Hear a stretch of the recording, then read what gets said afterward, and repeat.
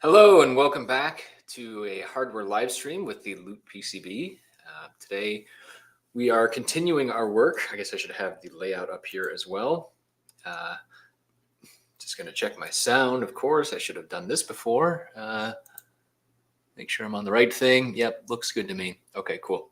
It is probably going to be me flying solo once again, but that's fine. Layout work being what it is, pretty low energy generally, but hopefully a fun result at the end.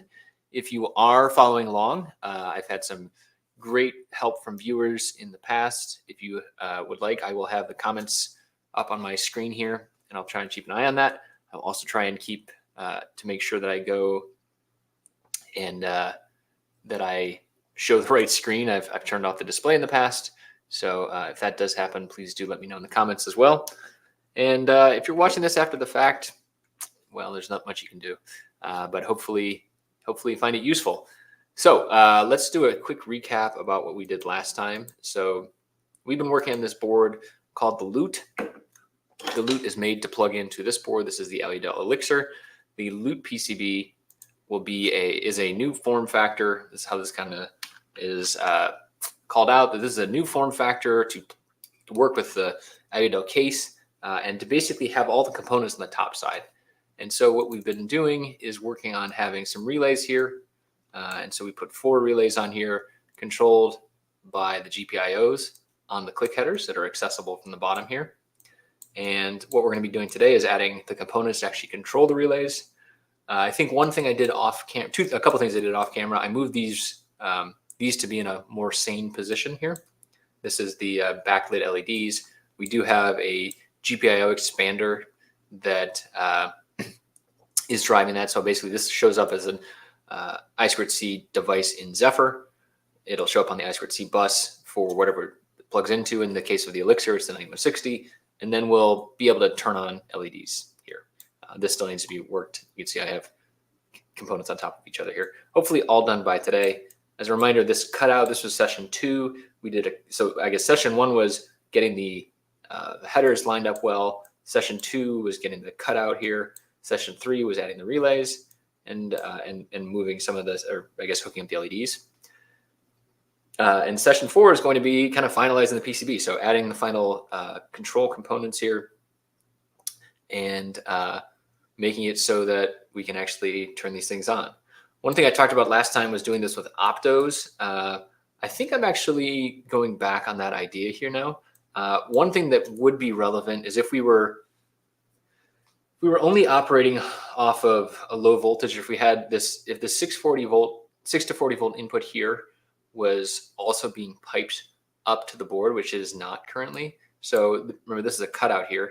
So this is, well, you can't really see it here, but I guess I can take a chance and show it. So this is the terminal block here. This is the high voltage input for the Elixir board. This is for things like 12 volt, 48 volt inputs, well, literally 40 volt inputs. But if you're on a 12 or 24 volt system, you want to be able to use that power directly powered here. That's great. We don't currently have that same capability on the top board, on the Loot board. And we would need to do that if we wanted to use an opto. We could isolate the 3.3 volt signal from the GPIO here from that. So what you do is you drive the GPIO. You're not seeing that, of course. Why would you be? So from that. So we have the cutout here, and we would need to have a second terminal block up here. Because ultimately in an opto circuit, what you usually do is you're leaving the power domain, the 3.3 volt domain of this, of the Elixir and the microcontroller. And you want to try and switch something higher, and you also want to keep it completely isolated. So what you're basically doing is firing an LED using a detector circuit. It's in that both of those are in the opto, and then switching on a voltage that then controls something else down the line. Very, very useful in noisy environments. But ultimately, a relay is also acting like that, right? So last time we did this, we had chosen a low coil voltage. So this coil can actually be switched at 3.3 volts, which means that we could actually turn this on regardless of what what voltages we're putting into the terminal blocks here. So say we have 240 volts that we're trying to switch through the terminal blocks. That's great.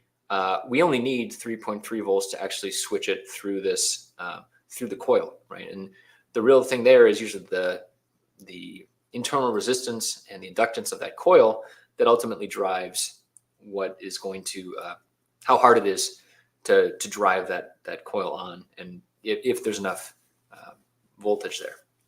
Let's take a quick look at the data sheet for this relay again. Here. All right, so we got this relay, the J107F1. Of course, I don't have I got to put that in here. Usually, when I do KiCad files, I usually add these. These are actually custom fields here. I used to have 4 custom fields, now 3. They moved the do not populate field that used to not have a built-in KiCad one, but now there is this very obvious one. I actually really like the built-in one now. But what I always put in is if I do MPN1, link1, and vendor1, and those 3 pieces of information make it possible to find the part that I'm talking about. So I usually put a DigiKey link in link1, MPN1. That's ultimately the kind of like the database key to find that part, regardless of where you are. And then vendor1. Sometimes they name this parts the exact same thing. So if you have something like a 2N2222, you need to differentiate when it's Nexperia versus on semi or other low volume silicon producers, because there are these classic parts that have generic part names. You need to call out which vendor it is. So these 3 pieces of information almost always make it possible to kind of back calculate what that actual part is that you want to buy. If you have a purchasing person, if you're sending it overseas to a contract manufacturer, wherever the contract manufacturer is, you want to make sure they can get that exact part. And these 3 things are really critical. Fortunately, I didn't put them in, so let's go find that. So luckily, this part number, I remember I was looking at it on DigiKey. I'm just going to copy that here. Let's see if I can get a window here. DigiKey. Always good to see purple links. That means you've been there. Okay, so relay, general purpose SPDT, 20 amps, 3 volts, right? And really, this is the one I want here.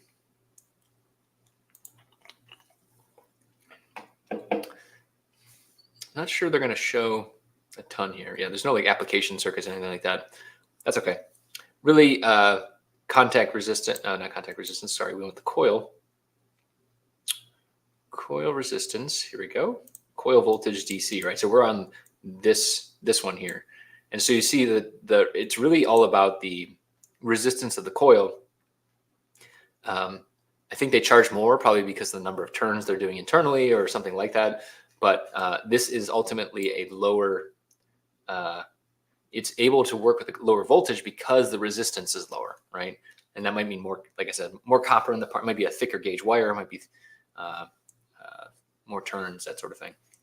Ultimately, I guess that would fewer turns probably. I don't know. But ultimately, these are usually material differences. In this case, we're trying to get lower here. Some people are trying to get higher though, as well, right? So you're trying to switch it directly with 48 volts because you have 48 volts at your disposal. Great. Okay. All right. Ultimately, we're basically energizing electromagnet. That is the core idea behind a relay. Is you're passing current through a coil. It's creating a magnetic field that then pulls a contact open or closed. In this case, it's actually going from one contact to another, normally closed to normally open. And in doing so, those 3 points can then be connected in different configurations. And that makes it possible to pass much, much higher currents and voltages because that's ultimately what we want to do. You can do the same thing with MOSFETs with different control schemes. Obviously, it's not magnetic fields, but really just switching elements generally. There are a bunch of different ideas out there, but we want some notion of isolation, especially if we're switching AC, because when you're doing AC power switching, it doesn't play nice with tiny little microcontrollers. So we want to keep that stuff isolated, and that's what the relay is going to do in this case. Okay, so next step is going to be going and creating a driver circuit for this sort of thing as well. Really, we want to just have, there's a couple different ways that we could drive this. Often you see this with something like a Darlington BJT stack, or just a BJT, or a MOSFET. In this case, usually I like to drive these with MOSFETs. One key thing you want to have here is you want to have what's called a kickback diode, because to stick in the physics domain, so we're making an electromagnet, we're passing current through this coil, not a ton of current, but enough. And when you go and you snap the current on, or you snap the current off with a FET or a BJT or whatever it is, ultimately you are impeding the flow of current. And if you're doing that through an inductor, it creates a voltage spike, because the current in an inductor wants to keep flowing. And so if you go and turn it off with a FET, it's going to create a voltage spike. And then you want to have a diode that basically allows that voltage spike to kind of go back around the coil without going back into your circuit. That's the big thing there. And so, yes, so we're going to put that in as well. So we need a kickback diode, we need a MOSFET, we need some resistors, and probably some capacitors just to kind of lessen the edges of the driver circuit. So if we want to be able to work with the drive currents of the microcontroller as well. That said, on my list of things to do was, hey, go look at a driver circuit. And I didn't do a good job with that. I was supposed to do that before this. So I'm going to instead share my deep, dark secret, which is when I get stuck and I'm starting to look at circuits I want to implement, I go to Google Images. Yes. Now, here is a key catch with Google Images. You'll see things like this. Look at that, stack exchange, stack exchange, stack exchange. Beware stack exchange, because often is people saying, here's a circuit I drew. Will this work? And the answer is, well, I don't know, maybe. So trying to find different resources, making sure you're looking not just at the images on Google Images, using this as just a browsing mechanism for things that are giving you different ideas here. That's all that we're really trying to do here. So like, for example, here is a opto circuit that can then go and drive the gate of a MOSFET, right? So this is one way we could also do this, TLP31, talking to a MOSFET here. But at the end of the day, what we're really, and this does require that 12 volt external, that's fine. What I was saying is that we could also be driving this directly. So let's find, this is a BJT here. That's a dual channel. Ultimately, what we want to do is we want to turn on a FET, an N-channel FET, and then draw current down through a relay. Oh, this is not terrible. But basically, this is showing a voltage divider driving the gate of a MOSFET, drawing current down through this. You see rel 8 is actually the coil of the relay here. And then this 1N4148 is the kickback diode. So that when you snap this off now, when this goes back down to 0 here, then you when it goes back down to 0, this turns off, and then the current wants to keep flowing kind of north to south here, but that higher voltage that develops at the bottom of the relay can then turn this diode on and it can flow back up. That's ultimately what a kickback diode does. All right, so let's start with drawing a generic one, and then we can find some parts later. Other things that we want to think about is turn on state. So like, what is this thing doing when we are starting, right? So like where, so you also want to make sure you have things like this, like pull down resistor to ground, so that when it's on like this value pair is not necessarily what I would choose. Like a divider is probably not necessarily the right call, because then you need a lower gate to source voltage here, but that's neither here nor there. All right, so let's go to schematics first. Oh, actually, you know what? Before I do that, let's copy this stuff into here. I already have this open, so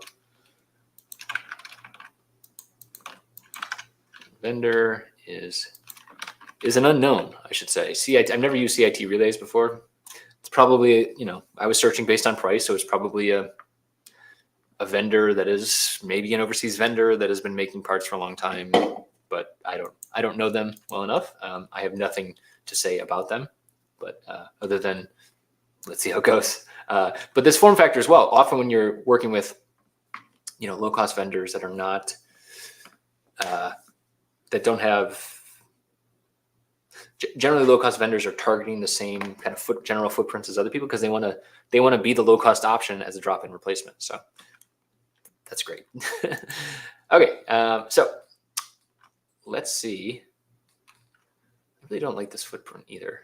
This footprint is very confusing because it's like, why do they draw it? I know why they drew it like this, but yeah, they're like 240 volts AC, 200 volts AC, 240 volts AC, and then like a switch here. So whatever. All right, so we've got that. Oh, actually, and sorry, one more thing. I should put this. So you see, I have. What is the part number there? Cancel these J's, K's. Okay, so this is the bomb view up here. And, oh, did I not save it? Oh, man. It's not shown here. So I don't actually have MPN1 turned on. I don't have vendor 1 turned on. I don't have link 1 turned on. But if I group by MPN1, you'll see that now K1 is separate from K2. And that's because I only put the value, so this link, this MPN, and this vendor, I only put it in for one of the relays. But ultimately, I want them to all be the same. So what I can do is actually go in here. I can copy it from the K1 to K2 through 4. K1 to K2 through 4. And you can kind of see behind it is actually selecting the different parts. So I can do that. I can say apply and save, and then it actually collapses this down into a single. I'm not sure if this is super readable, but you see now K1 through K4 all have the same, because I'm grouping by MPN 1, those all have the same values now. And so they're all grouped together. And that's a way that I could see that they all have the manufacturer information, which is ultimately what I'm going to need when I go to make this board. All right, so let's go draw our first circuit here.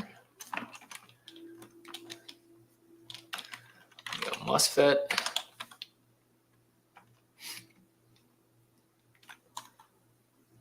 Let's just do a 1N7002. This is kind of my go-to generic part for a lot of things like this. In terms of like, current might not actually be sufficient, but voltage is generic. It's fine, and we can just use it as a placeholder here as well, because we're gonna, much like I said before, we're gonna. This is a generic part number. There are multiple vendors, whatever. We're gonna go and get the actual part number, the actual DigiKey link or equivalent, and then make that work. All right. So then let's do a 1N4148. Oldie but a goodie. And I'm basically just redrawing what we saw in that setup there. Do we have resistors in here yet? We do. Okay. I usually opt to copy resistors over bringing in new ones, but I guess this one also does have doesn't have part numbers with it. It's an 0603 footprint. That should be fine. Let's do this here.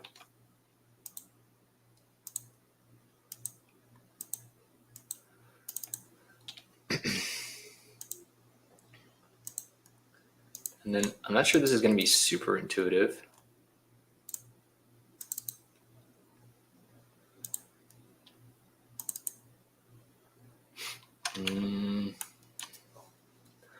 Then let's also add a capacitor here.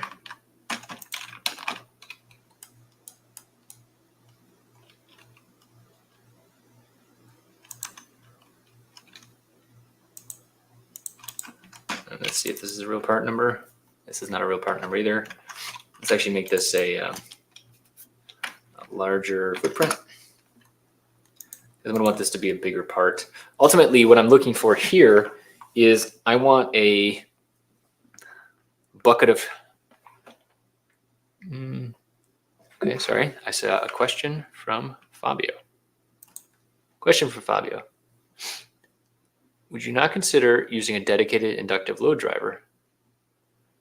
DRDC 3105. Good question. That's okay that you joined late. You know, use what you know. I am also doing the same right now. Let's go look up that part. DRDC 3105.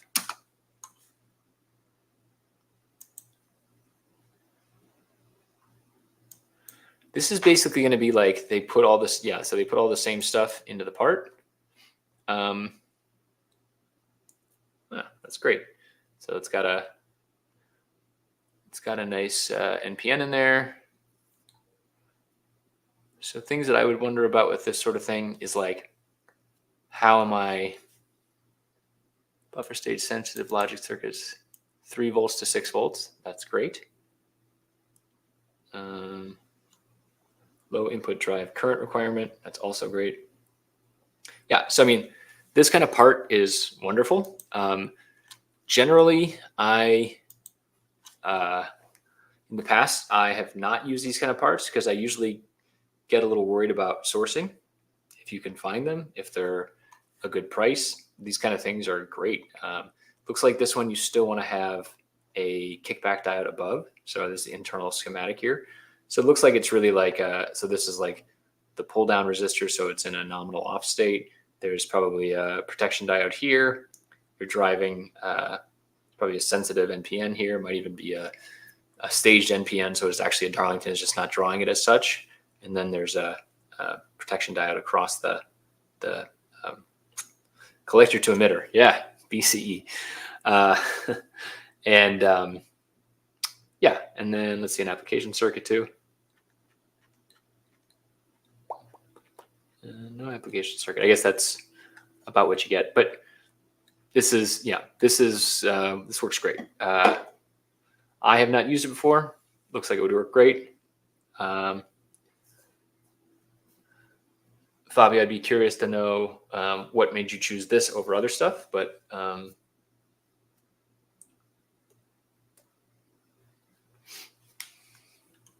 wait for his response at some point. So really, it's just like, you know, number of ways to solve a problem, and mine is rooted in my past experience. It does seem like the current capabilities might be better, so I could switch to something like this.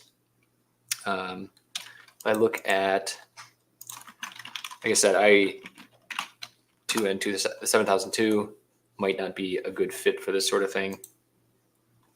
So like, what is the price on this sort of thing? Let's see.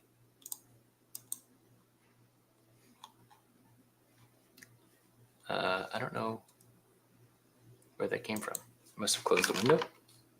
Nope. That ain't it. I must have, I literally don't know where I got that from. Okay, let's try searching for it again.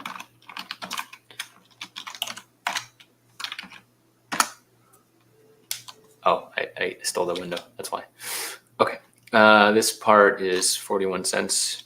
So like cheaper than this stuff. Like, okay. I mean, I'm not saying that this is the right part for it either. This is, I think, a signal FET anyway. So,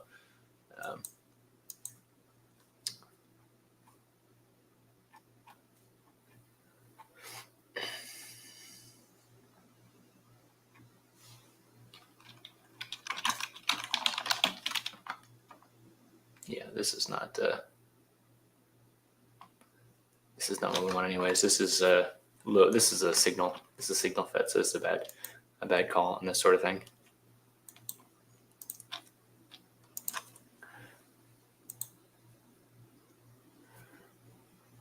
Yeah. Okay. So one thing that might be interesting to look at here is looking at the category as well. This part looks great. Mm,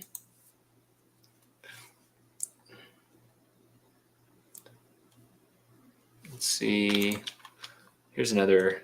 So we got some ECAD models here too. That's nice. Let's see.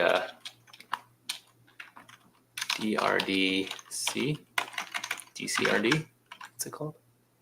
DRDC 3105. So we could go and pull that in. So yeah, I'm fine with it. I'm okay with Fabio choosing parts halfway through the stream. I don't really care that much, to be honest. It might be easier to do this. So there's the footprint.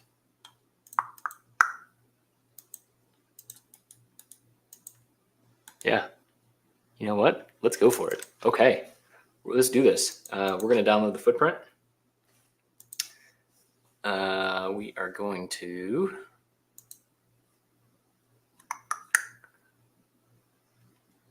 oh yeah, we were going to look at the switch type as well. So this is now, so Fabio suggested this part, great looking part. Let's go and do a reverse search now as well to see other things in the category. So we want to do part status active, of course. Or let's do switch type. What is this?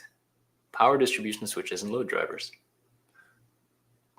Interface on off. Voltage supply, bipolar, don't care. Number of outputs 1, we can do that. 43 remaining. So from looking at this, it looks like this is actually a somewhat narrow kind of category of parts as well, right? So this is marketplace components. Are these marketplace components? Get out of here, marketplace. Let's do exclude. All right, so now we're down to 28 parts. And they look good. Are we? Oh, wow. And this is the cheapest one of the category as well. So well stocked, looks like.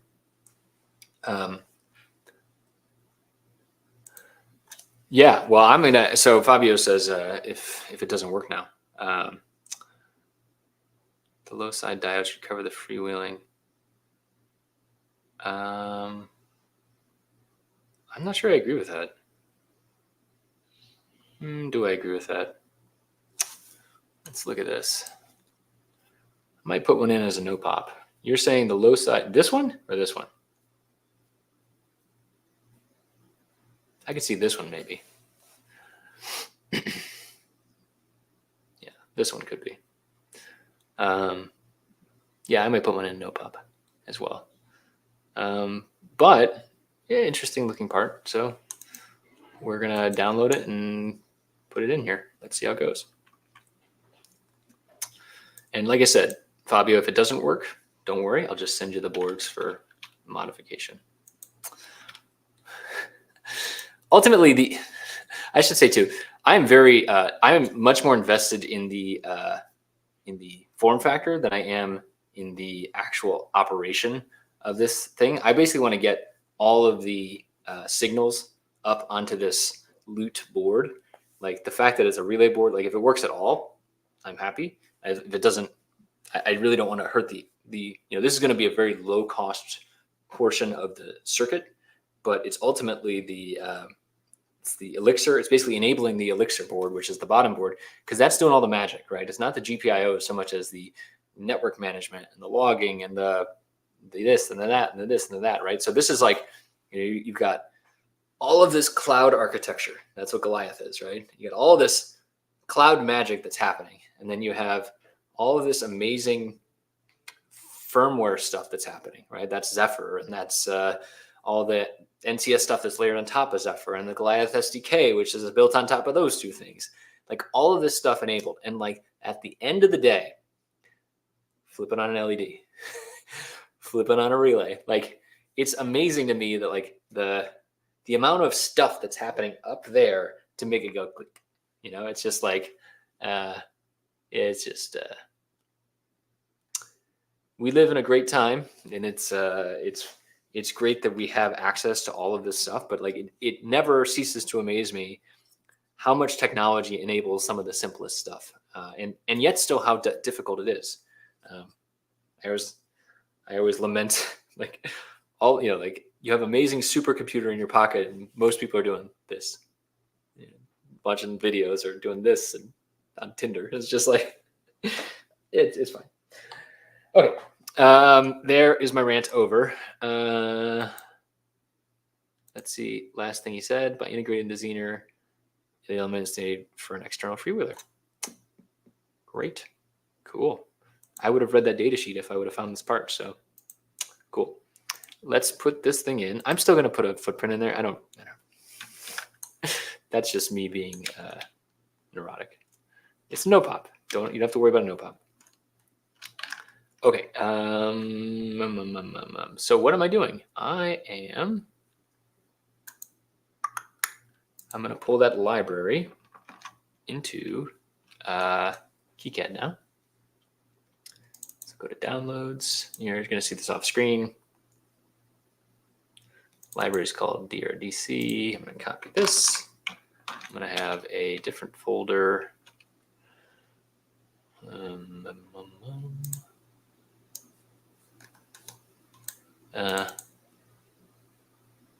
This is the loot board. Here we go. And let's just put it in project.pretty for a second.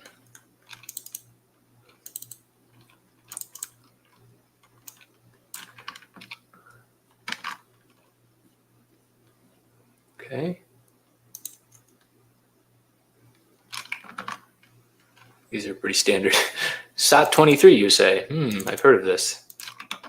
And then this is them having the date instead of the name, which is an odd choice, but a choice that is theirs to make.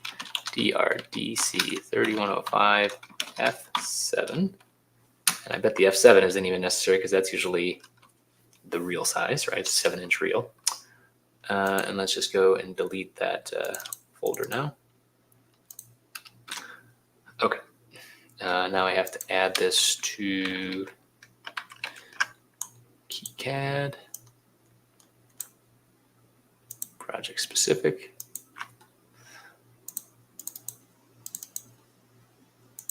Okay.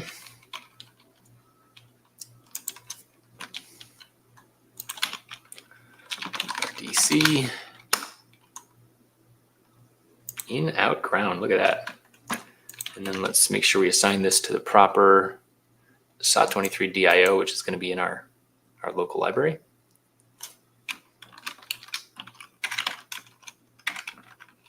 And then there are the other versions here. Remember we talked about last time, the L and the M are, I think, IPC standards. That should be fine. Oh, while I'm in here, I should also put in the data sheet. Or sorry, the link and the part number and the vendor. Diodes Incorporated by way of ZTEX. They bought many years ago. Okay. Okay, so in is going to be, well, we haven't assigned a pin yet, but we will. And then this is a low side driver, I believe. Yeah, so it's, even though it's in and out, it's really going to be this. This is, so we'll call this relay 1 high.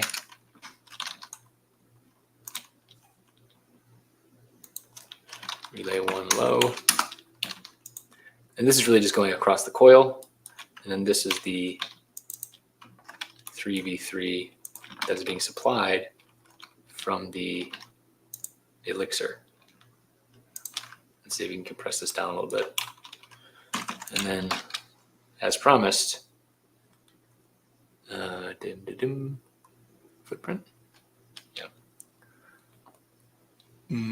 It's already got a footprint in there. We'll see what that looks like. I might change my tune. We'll see. it is probably pretty big. This one is also going to be bigger. Let's make this a 1210 rather. Okay, so really the coil, just to make it abundantly clear what I'm doing here. So the power is, this is not right. Oof, that was stupid. That can stay. This cannot stay like this.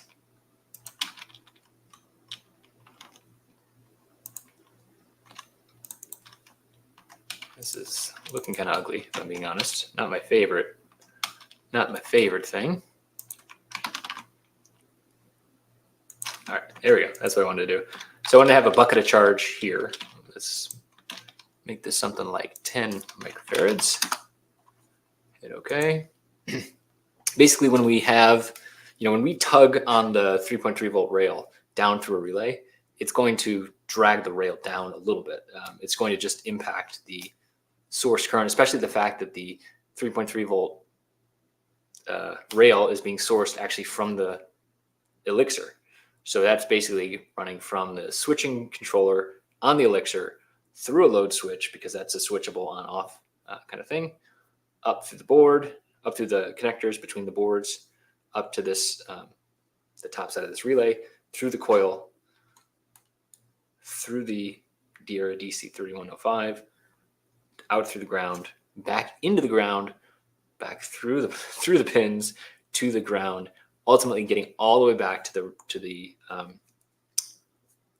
return, the ground pin of the switching regulator, because that switching regulator is either bucking 5 volts coming in from USB, or 3.8 volts coming in from the lithium ion that's plugged in there. So having a reserve, having a bulk capacitance there really is helpful. So let's also visualize this a little bit. I don't know if this is going to look good. It's probably not going to look good. But sometimes just having like a secondary drawing like this as well, just to visualize, like you don't want it to actually be hooked up. What you want to do is you want to just be like, oh, the inductor is here, right? Something like this.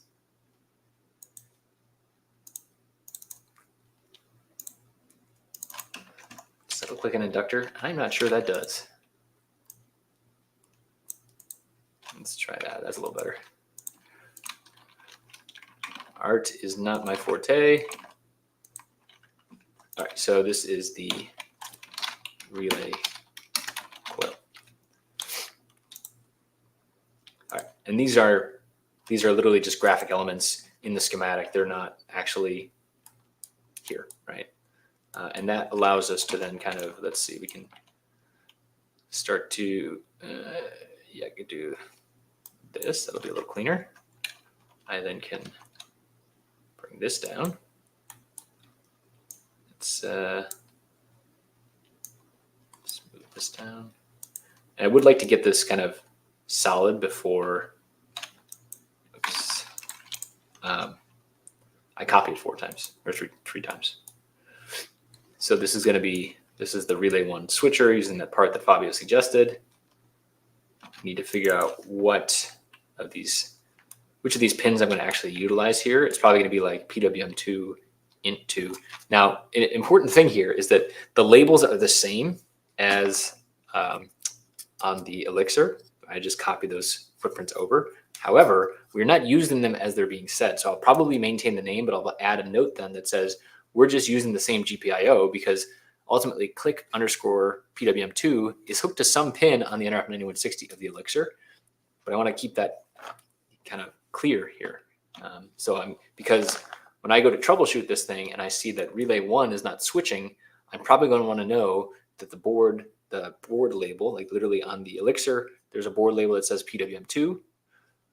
And I'm going to hook all that stuff up. And then in the board file, it's going to say PWM2 is actually on P0.14 or whatever it is. I don't know what it actually is. That's going to do the actual assignment there. But having these things visualized, that's why I'm maintaining this, even though we're not using it like a PWM. We're not going to use the as an interrupt, that sort of thing. So I'll add some other notes there. But ultimately, and the other thing to think about is like this is a relay circuit, but sometimes, actually, even on this board, we actually are using the I2C, right? So that's for the PCAL 6408, right? That's the I2C GPIO expander. Like I am using the I2C signals for that, right? It's SDA, SCL interrupt. So just keeping these names feels useful to me. Up to you if you want to do the same. But all right, so let's move these over. I guess we can make a little cell for each of these as well. Maybe that's a better idea. Yeah, let's do that. All right. And then I'm going to call, I could also try and draw it here. I could try and like connect this up. I'd rather keep it a little cleaner.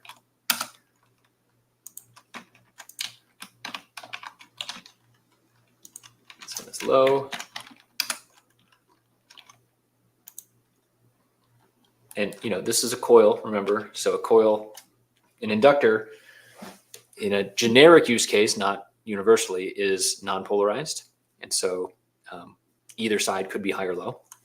Yeah, so just keep that in mind. All right, let's hook this up to ground.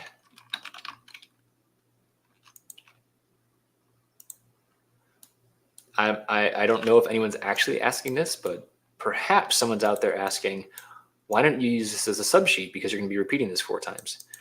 And we could do that. I am not super comfortable with subsheets these days. I've made mistakes like that.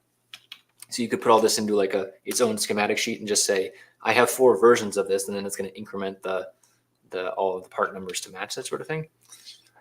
It's not my favorite way of doing things, but it is another option here, just since we're in the world of KiCad. Right. Do I want to do that? I think so. All right, let's do, this will be 1. We'll do 1, 2, 3, 4. Let's do 2 now. All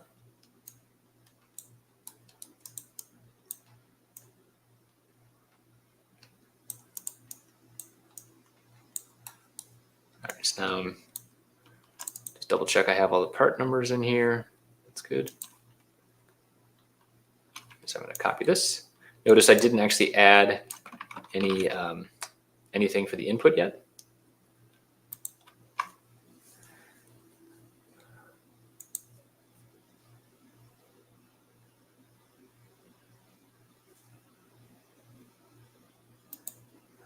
So Fabio's asking, small signal relays seem to have polarized coils. Do you know what the story is with that? I do not.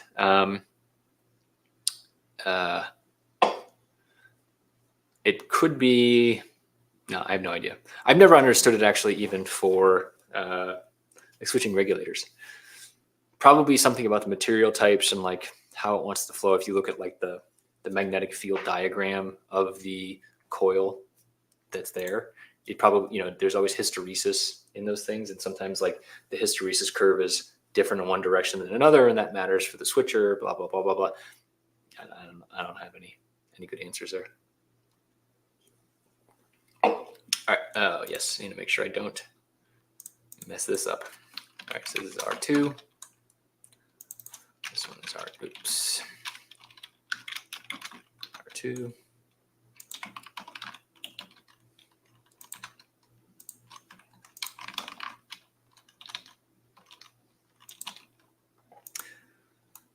Since I'm going to be sitting here doing this stuff for a while, I will mention I'm going to be at Embedded World starting next week. So if anyone else is going to be there, there's a conference happening in Austin, Texas. My first time back in Austin in a very long time, 10 years at least, and 16 years in any notable way.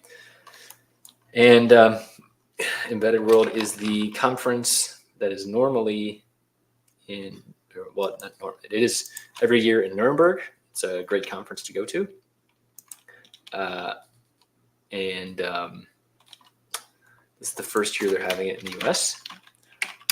I don't really know what to expect. I think it's going to be relatively small, but probably a interesting group of people. A lot of vendors that I know will be there. I'm not sure how many people will be there as attendees. That'll probably be the biggest thing. I've only seen, I only know a couple people going, so we'll see how the turnout is. But yeah, I'll be there at the Jewel Scope booth. One reason I did not have time to look up this stuff is because I've been working on the demo for the Jewel Scope booth, and I've been using the Elixir and doing some really interesting stuff with EDRX and low power modes and connection ID, and I'll be showing that off at the Jewel Scope booth starting on Tuesday, and then doing a bunch of content about it as well. I'm very excited about that.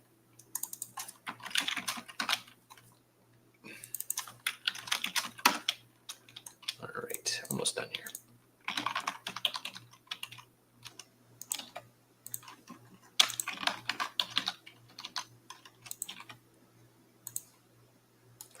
Okay.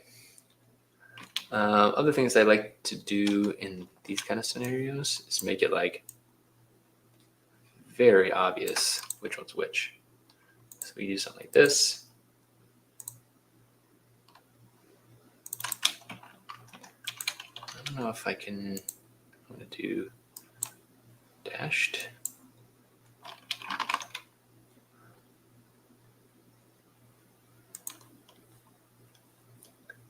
I don't know if it'll keep that as default. Nope. Oh, it did. Oh, nice.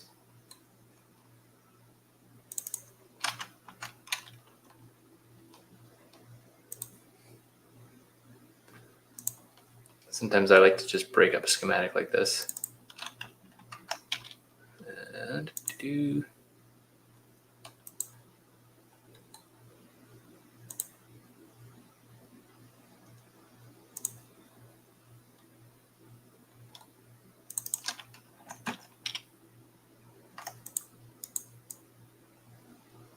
Okay.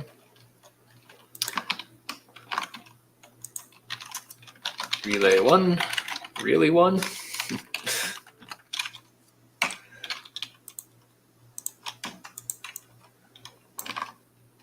This probably could have waited to post stream, but since I'm here, this is 1, 2.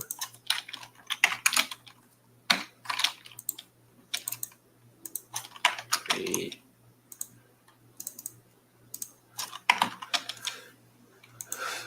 All right. All right, let's pick out some stuff here. Oh, wait a second. Question, why did you pick a 3-volt relay? I see you have 5 volt on the header. Would you rather load the 3-volt rail rather than the 5-volt rail? Good question, Fabio. And not just because you're the only one asking questions either.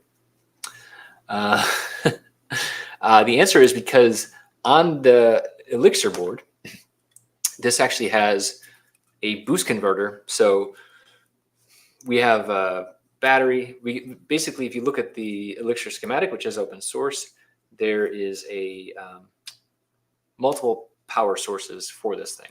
So there's the high voltage, 6 to 40 volt input here, the 5 volts coming from the USB, and the 3.8 nominal voltage off the lithium ion pack that plugs in over the 2-pin JST header. When it's the 2 wired options, no problem at all, right? And we could have really just passed through 5 volts off the USB, or we could use like a linear regulator even to get 5 volts off of that other one. But in this case, we're actually switching all those things together using diode ORing, and I guess it could use a ideal diode, but ultimately we're deciding based on which mode we're in. Are we in high voltage mode? Are we in USB mode? Are we in battery mode? And you have to control for the lowest common denominator, which is battery mode. And since it's a lithium ion pack, a single cell lithium ion pack, it's basically 4.2 volts down to, let's say, 3.5 volts at the end of the battery's life. And that ain't enough for a 5-volt rail. When it's the click headers, expect a 5-volt rail. So the solution there is we actually have a switch. We have a boost regulator on the Elixir board that is switched from the NRF 9160 that's on board. And we really only turn that on when the click header requires it to save power. So there's actually a control pin on the Elixir one of the NRF 9160 pins is dedicated to it, switching that 5-volt on.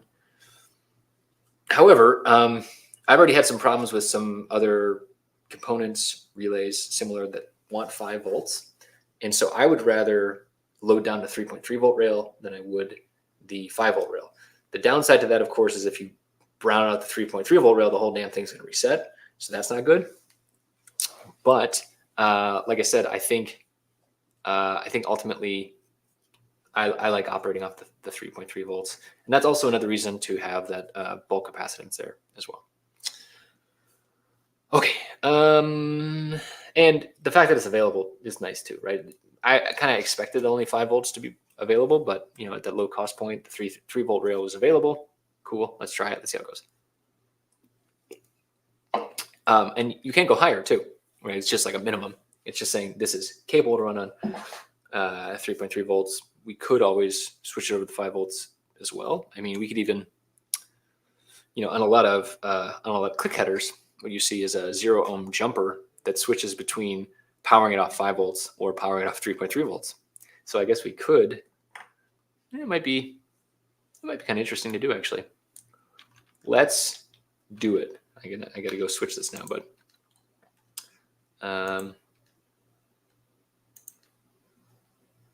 yeah, let's do it. I like it.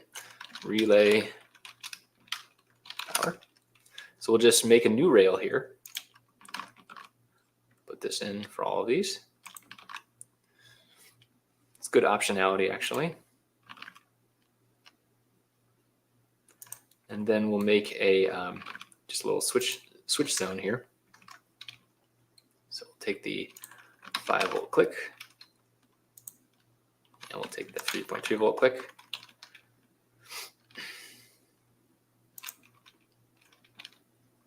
And then we'll let's get a 0. Where's that 0 ohm?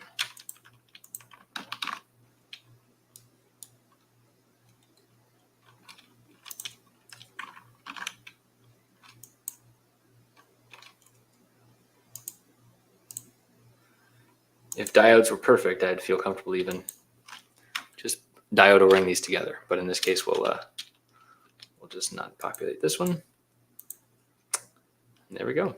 So that'll be in, you know, in the line there from. We'll have a little top side jumper, maybe some callouts in the silk screen, that sort of thing.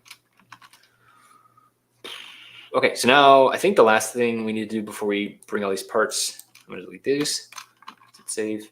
I think the last thing is just selecting which pins we want to switch with. So as promised, I'm going to do this one.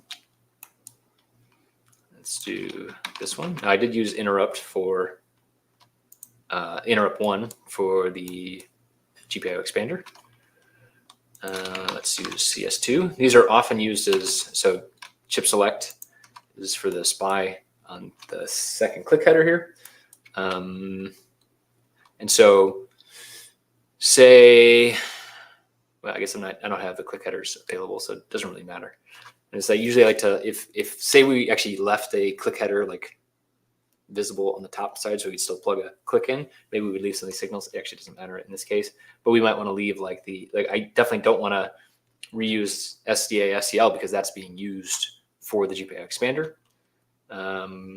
These are power rails.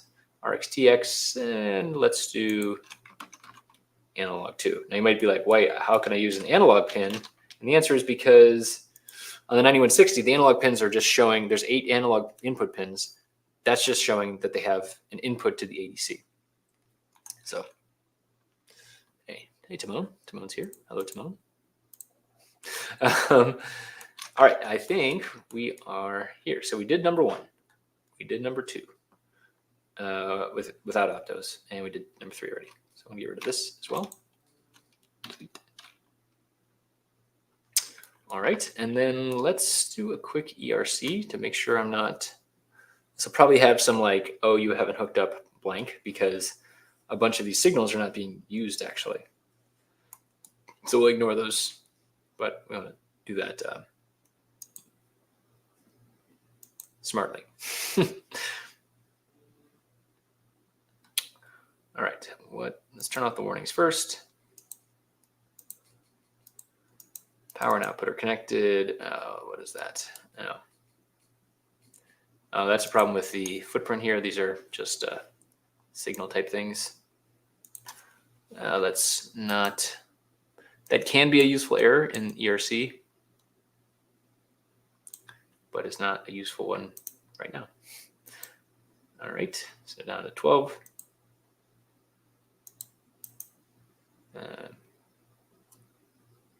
Ignore all. There we go. All right. Input power pin not driven by any output power pins. That's because this is a flag. This is like a hierarchical label. Pin not connected. Oh, look at that. I got so busy talking, I didn't actually assign it. So good job, ERC. You did a good job. I swore I PWM2, interrupt 2, CS2, analog 2. All right. Turn off the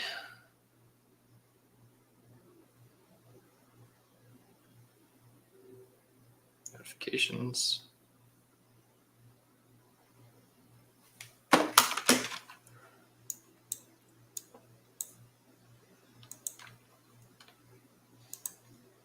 Put power not driven by any.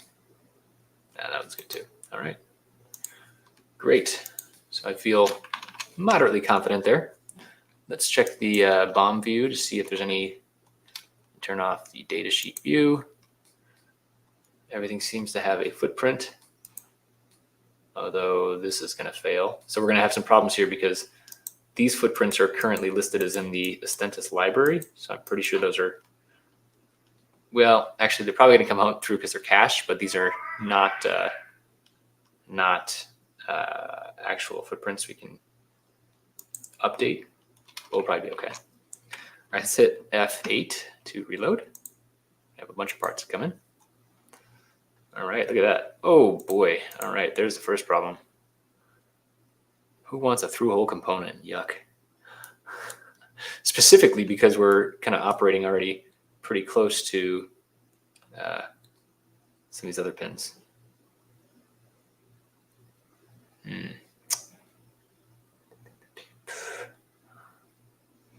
Okay, sorry.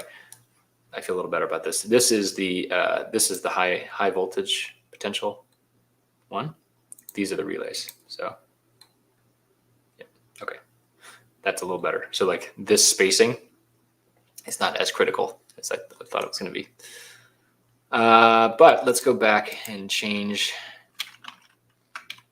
the 1N for 4148. Let's see if we can find a different one, even though we are not popping them. A and 4148. There we go. That's what I want. SOD 123. Yeah. Let's just make sure. Let's place this. Yeah. There we go. That's what we want. Okay.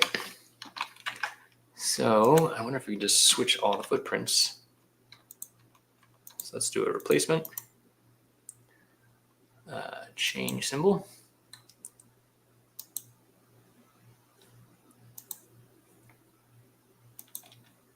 And so we're going to replace all of the ones that are 1N4148s to 1N4148Ws.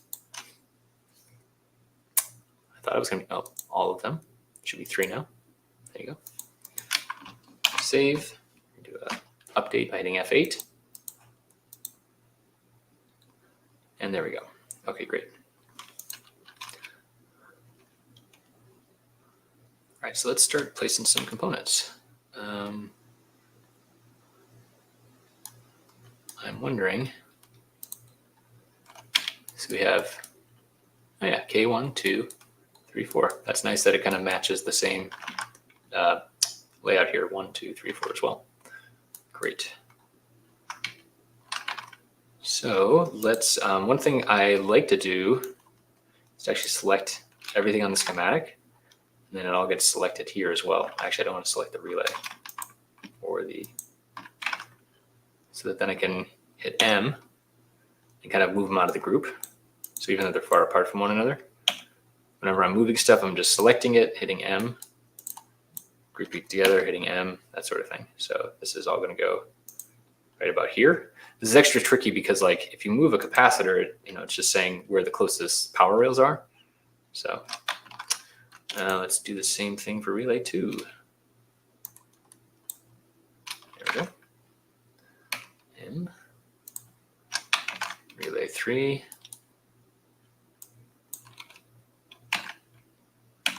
M. I guess I could put these windows side by side. Relay 4.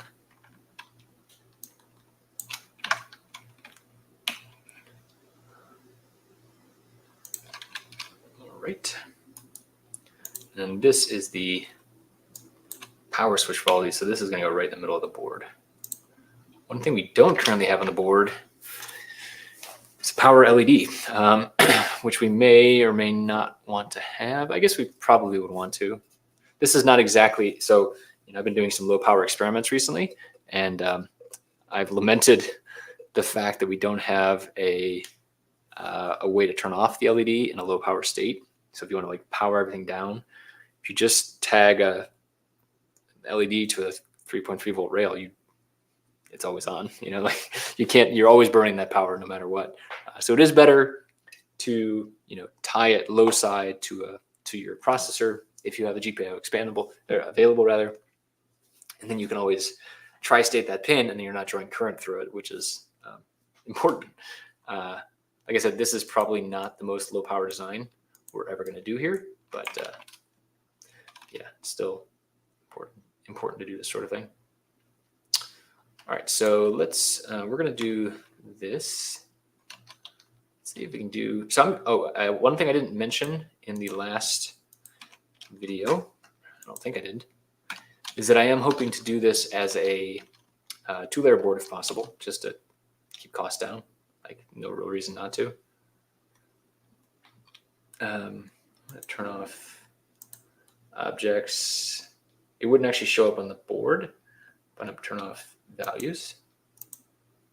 There we go. It's going to turn off the fab layer. I don't need to see the placement data there. All right, so this blue is top and bottom side. That's fine. That's a ground pour. That's for, let's take a look at the PCB here.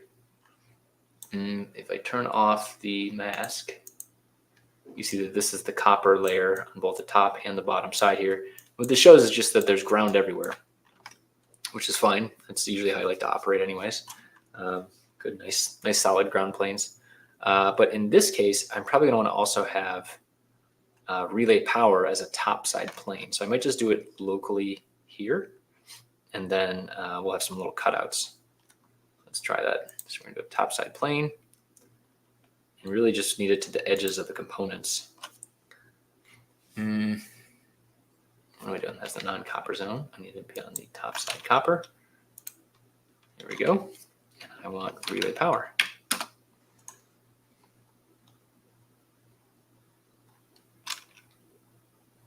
Let's do it here.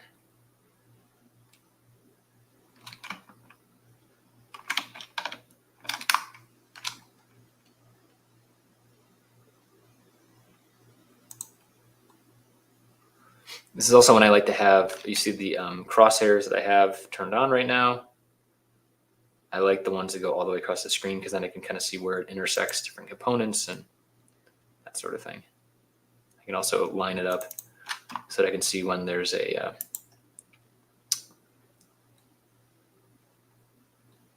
when my lines aren't square, that sort of thing. All right, shape zones, remove corner. Here we go.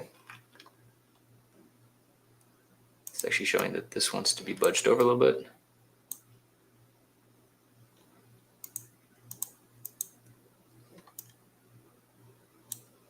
Okay, that's good. So now we should see a cutout around that.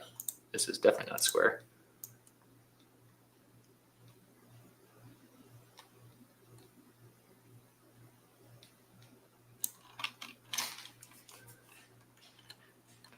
Okay, and then, so now this is the capacitor for relay power right here. So I want to do something like that. I want to do something like this. And then something like this.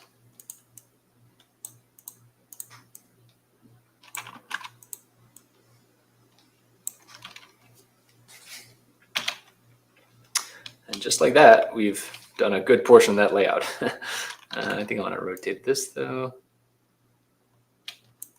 Yeah, there we go. So something like that. Let's see how that looks on the 3D model. So we have power coming up through from the click headers below. We're going to draw the trait. You're going to have vias that go down to the below, and then go up through the 0 ohm resistor. This is the populated one.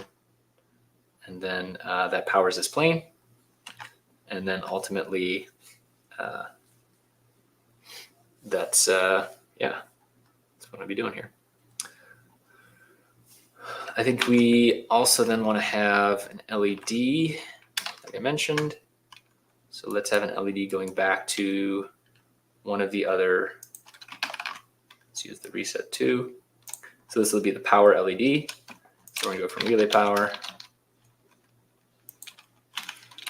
through an LED. I'm going to go just grab a generic 0603. Ooh, where did that go? That was weird.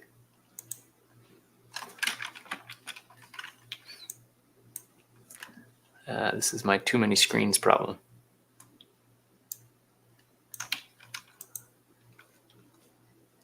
What is going on here? This one. Yeah, I still can't quite see.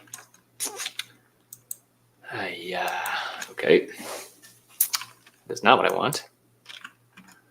It's because I have a couple monitors that are kind of offset from one another. Let me just change my monitor setup real quick.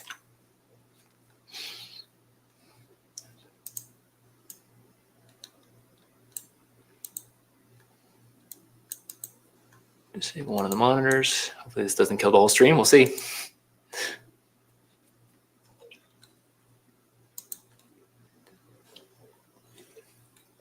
All right, well, fix that screen. Hopefully y'all are still here. Yep, still here. Okay, great. Cool. So now I can probably get this modal that I need. Yep. Sometimes that happens with multiple screens that are like offset from one another. LED 0603. There we go. That's what I really wanted. And then we want a,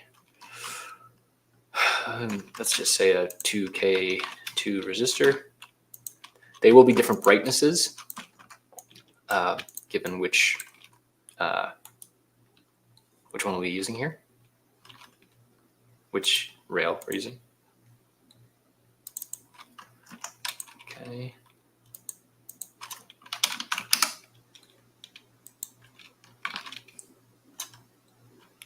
All right, so now let's just label this as power on LED. So when we go to do the board file for this sort of thing, we want to make sure that click reset 2 is initialized to low so that we know when the board's on. And then we can, when we're in a low power state, we can always turn that off, right? So that if we want to turn the whole thing off. I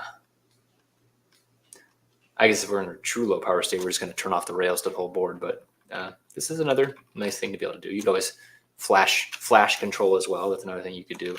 So it's a good thing to do if you have the GPIO available. All right, let's bring that in. That's the 3D model. F8. Should have 2 components here. There we go.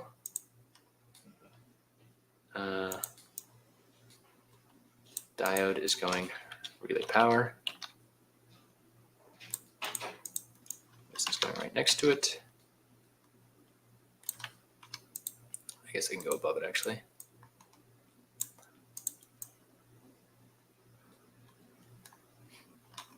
And then it's pretty close to where it needs to be. Let's draw that.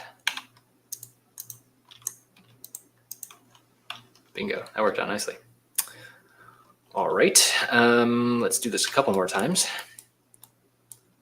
Let's try and make this look kind of how we want it to look. That one's pretty good. I'm going to change the pore type because ultimately I want to have this so that the pores are solid. I don't usually like, if you're assembling with a relay plate, it's no problem. I like to have the solid instead of the cutout here. This is like a thermal cutout. But that's more of a personal choice and that sort of thing. All right, so how did I do this one before? This was the diode that we're probably not going to use. And then this was did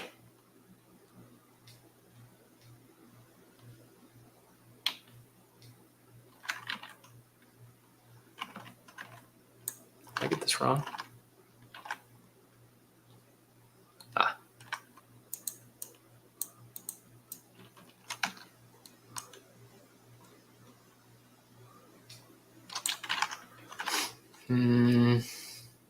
So I ground against the relay power pin.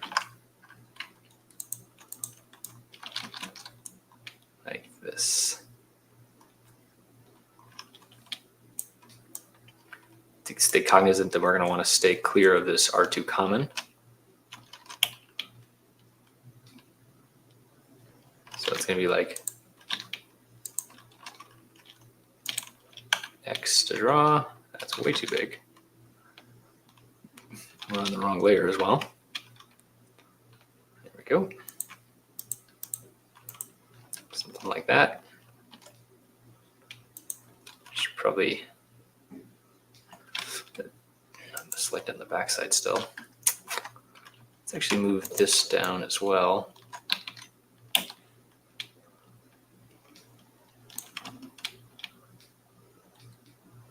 Since we have a common pore, we probably don't need all of these capacitors, and yet I'm okay with it.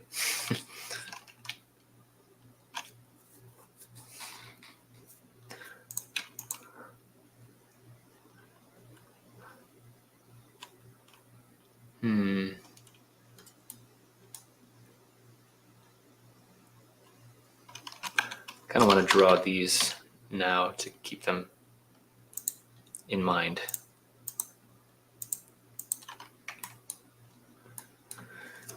And we could also add some clearances around this as well with net classes. So we could say we can go into net classes here. And I think anything that starts with so we can add a new net class here. We can do tolerance. So we had 3 millimeters on that one. We could do, let's say, 1 millimeter of clearance. Let's call this relay. Let's do an assignment. R star. It's not gonna work. Star com. Yep. And we'll do relay. Star NC. Relay. Star underscore note. Relay. And what this is going to do is now when we start drawing these traces, it adds clearance information. You can see it just around the pins itself. So let me just redraw this. So, oops. If I go to draw this now, it has that as the default thickness, and then you see a wider berth around that trace as well. So that's kind of nice.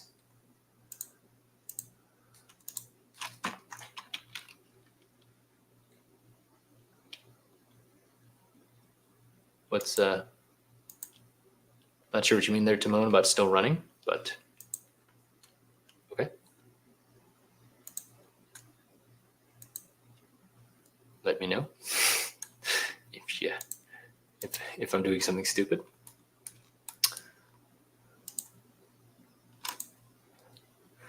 This thickness of the spacing of the trace as well will also determine how much the carve out of the ground will be as well. Yeah.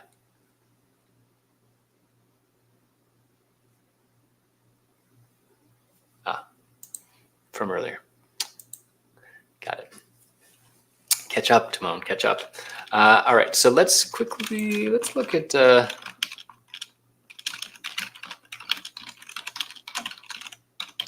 just Googling about the clearance real quick.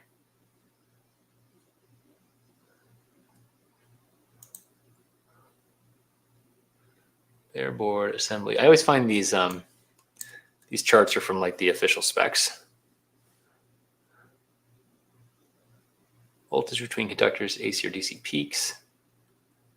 External conductors, uncoded, internal. So I think B4 is what we want there, but we're like 0.4 millimeters. So I think we're okay at 1 millimeter. But we have a ton of space here, and we're going to continue to have a bunch of space. I might also just retract the ground plane from, so like maybe just do a ground plane keep out, like through here. So we did something like this. We did top side, keep out zone fill, hatched.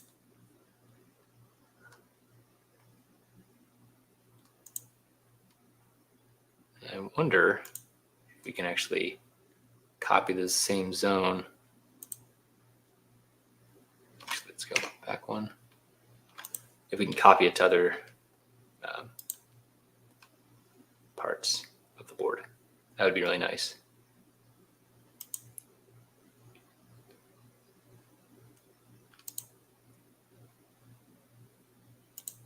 Like I said, this is probably way overkill for what we're doing here, but all right, so now you see we have the further keep out zone. So let's try copying. Yeah, nice. Let's try and line it up.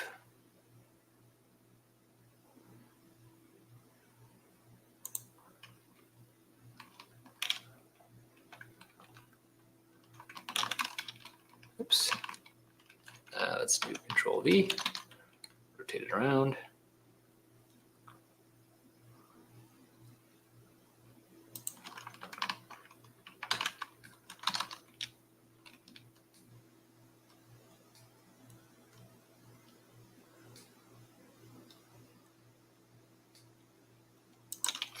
Let's try that.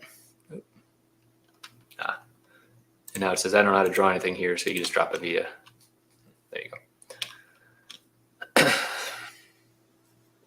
We'll need to double check to make sure this is what we want to do. But if we look at what that looks like now, 3D model, now those traces kind of live alone.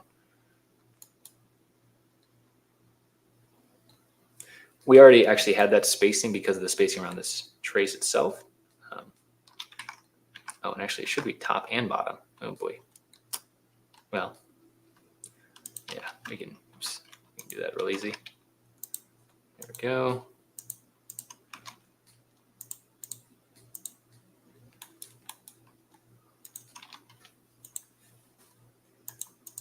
Top and bottom. Top and bottom. There we go. Redraw that. And I made this board semi-transparent in the color selection here, so that's why you can see through as well, which is nice. If we needed to have extra current carrying capabilities, we could also double it up and have it on both sides. That's something else you could do.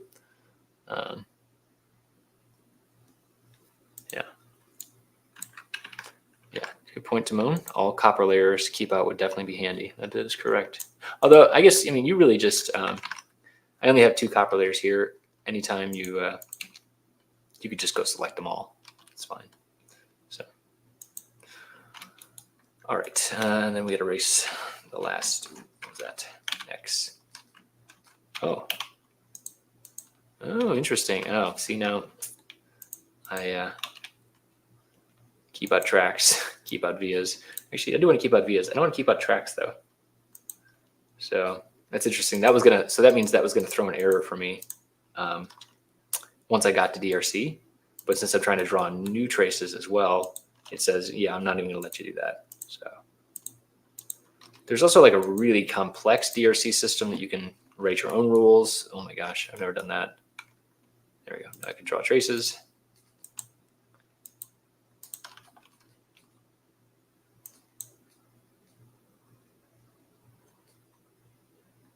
Yeah, okay. All right. Interesting. It's the wrong side there. Aha.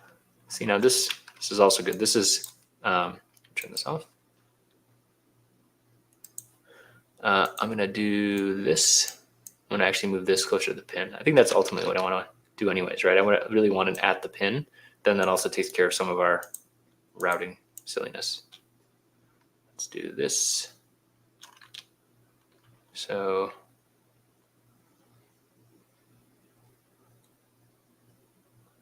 yeah, and this will be right next to the relay.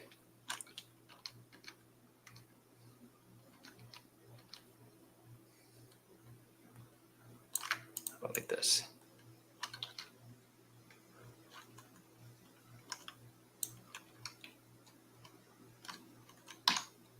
And then it'll be like this. And then this should be able to sneak past here, because this needs to get back up to the top. Something like that. I'm not saying I'm keeping that currently, but something like that. Get this. And then ground's already connected. All right, so how does that fit for the model here? I think that's okay, actually. I think this is pretty much what I'm gonna do for all of these. I do want to cut this trace off there. That's just a preference thing.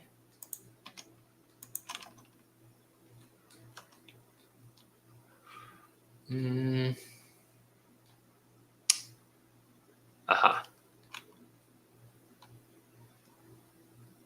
Interesting. I want to keep this component top side, but I think I actually want to route this bottom side. So let's switch to layer 4, switch to layer 2 rather, and then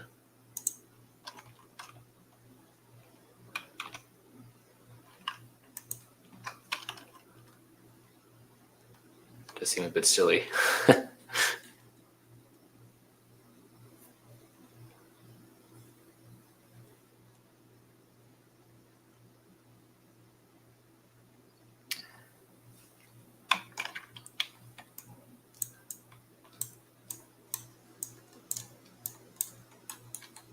And we're gonna put silkscreen back on this thing. So this is what this trace looks like currently. So that means, yeah,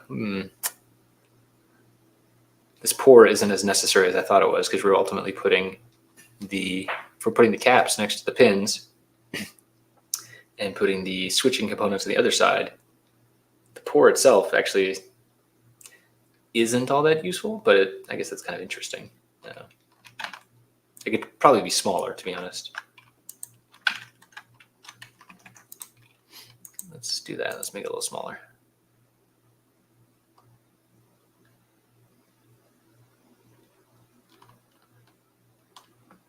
All right, so then this one's going over here.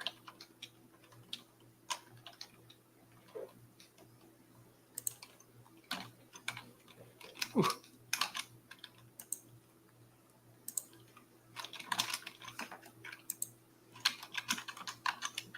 Switching my net class width there.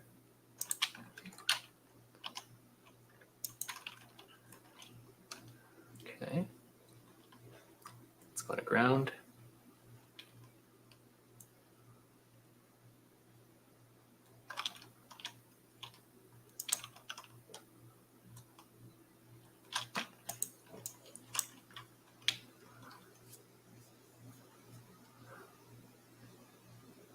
Interesting.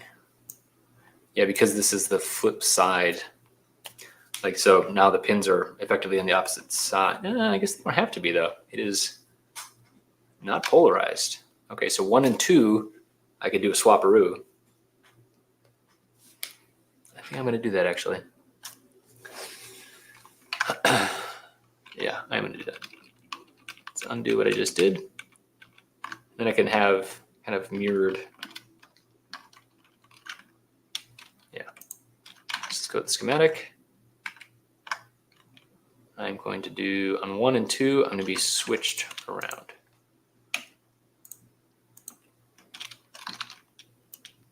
That might bite me later, but I like I said, I don't think so. Fabio brought up that on small signal relays, sometimes you see the coils are polarized. I don't think we're going to see that here, but you never know. But low stakes, pretty low stakes. All right, so let's add a note just so it's not confusing as well. Swapped HL for relays 3 and 4 in order to make cleaner mirrored layout of components.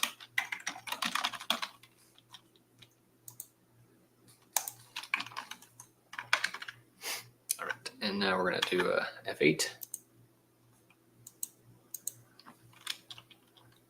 Now we should be able to put this right here. It will make the signal routing to the header a little bit more treacherous, but the ground will probably look a little nicer. Some nodes like this.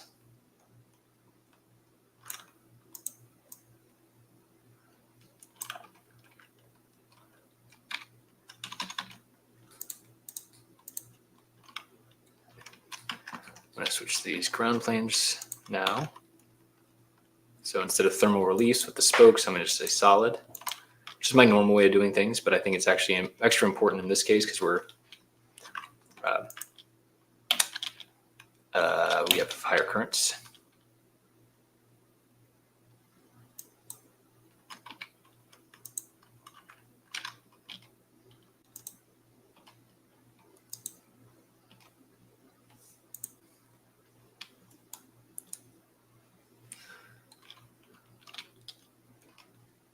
Usually I do, especially on 2-layer PCBs like this, I usually, that's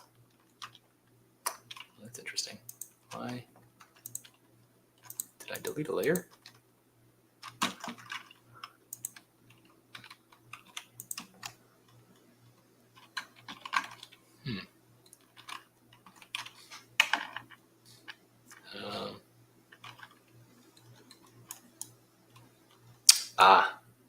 This ground plane got cut off. Yeah, so this is actually this should be fixed by a stitching via. There you go. We'll do a bunch more of that. But usually in this kind of scenario, I usually choose one to go north-south, one to go east-west. I think we're going to do top side will be north-south, bottom side will east-west. So let's do that here.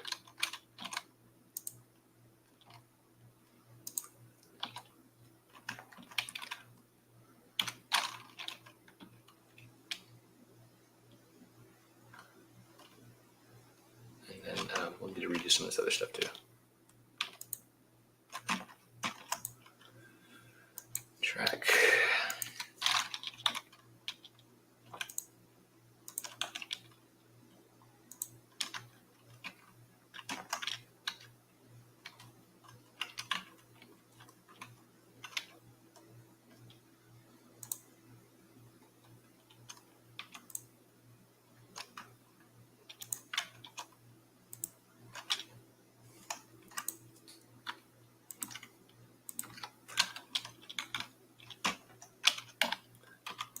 You don't know the clicks I'm using, I'm just hitting X to start. I have the different layers mapped. I actually have them mapped poorly right now. I normally use, I was just doing a 6-layer board for the DRAM boards. So switching layers is actually 1 and 6 because that's top side, bottom side. But we don't have 2 through 4, 1, 2 through 5 rather on this board. So I just haven't remapped in KiCad for a 2-layer board, but it's really not a huge deal. Okay. Some of this stuff we're also going to probably, so like we actually duplicate some pins because the click header requires that you have, so like there's no real reason to connect this to this. You could, right? But like doesn't really need to. This also needs to connect to this. So it's like, do we really want to do that? We might just remove the signals from the click header and then simplify things, because any signal that gets duplicated is showing on both. So this is relay power.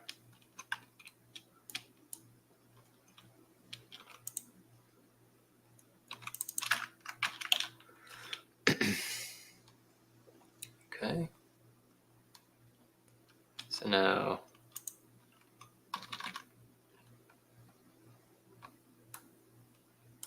this is probably the roughest one of these that I've, like, so switching the signal side here. It's not a short run. So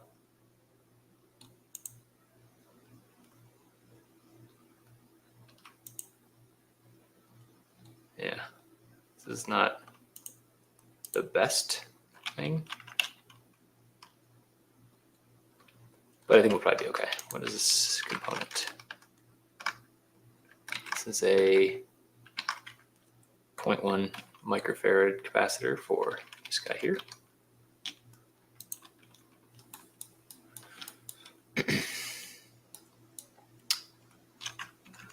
So now we're going to do the same thing here.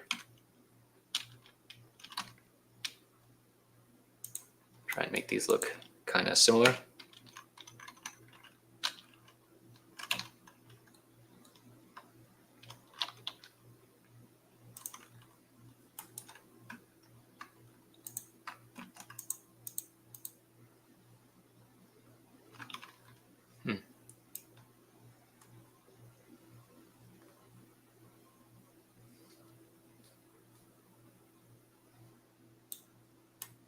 Oh, that's interesting now. Because actually what we want to do, if we want to really minimize the space here, we actually want to flip 2 and 4 to be the same. But then the signals, yeah, I don't know.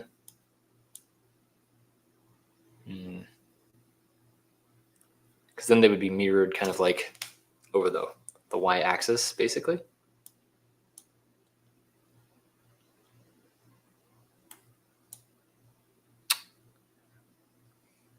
Now, one other thing we have at play here is that, and actually I might just do this. That's exactly what I'm gonna do.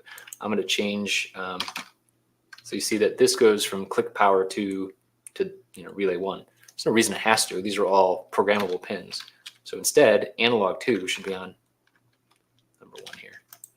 And we could just choose the ones that are the best fit for their positioning. That one will just keep unhooked. Hit F8, update PCB. Yeah, and now it's like literally right here. So that actually feels much better. It's a pretty tight loop. Goes back to ground, that sort of thing. So I like how that feels. So that's good.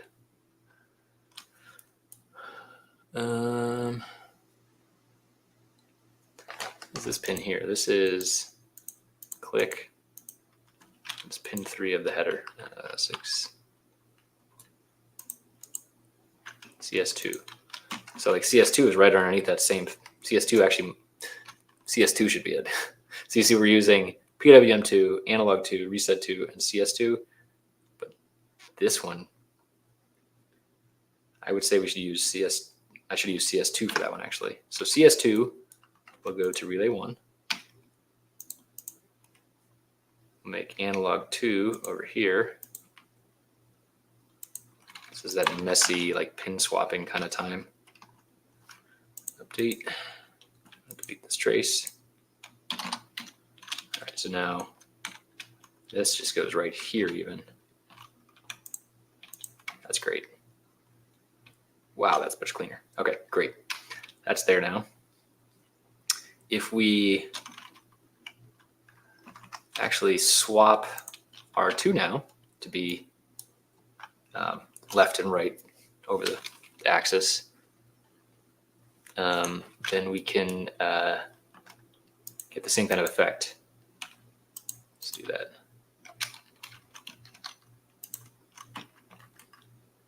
I need to change the note here, though. Swaps high-low for relays to match the signals. What am I trying to say here? Match to optimize for a compact of components. There we go.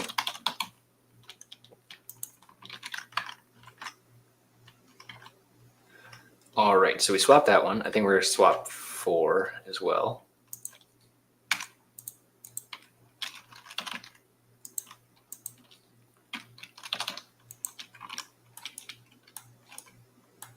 So high, low, low, high.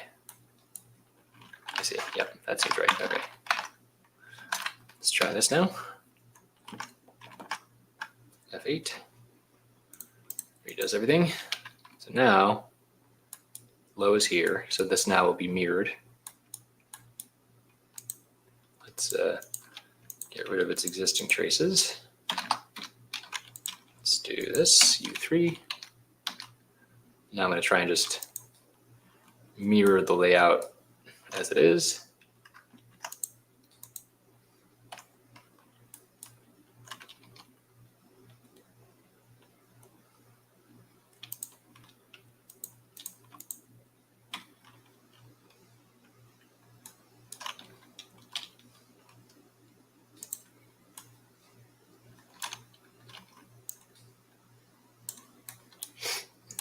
At this point, I'm not even sure we need a very large ground plane. Like, we can probably shrink this ground plane now, or sorry, the power pore on the top side, something more like this, because now all the components will be kind of in this area.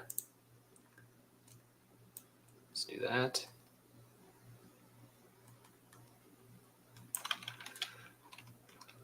Gotta extend this now.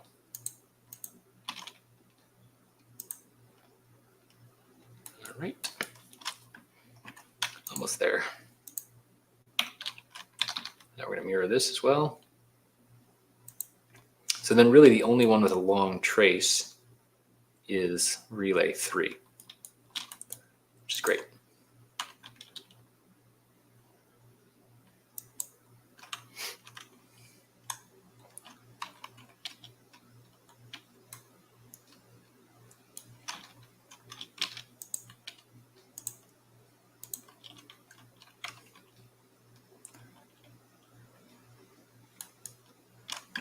This one goes here.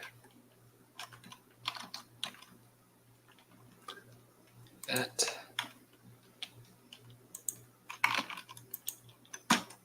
Six. What I'm going to do.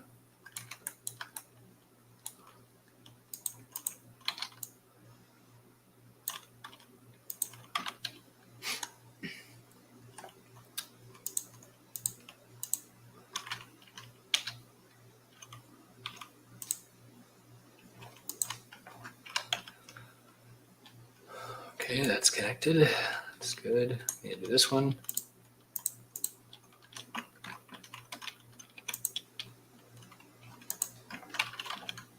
See how this looks on the 3D. What is this trace? I don't think this one's necessary anymore. Oh, yes it is. Oops.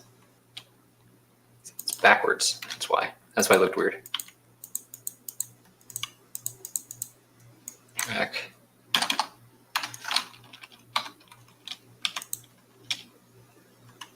Come on, Chris.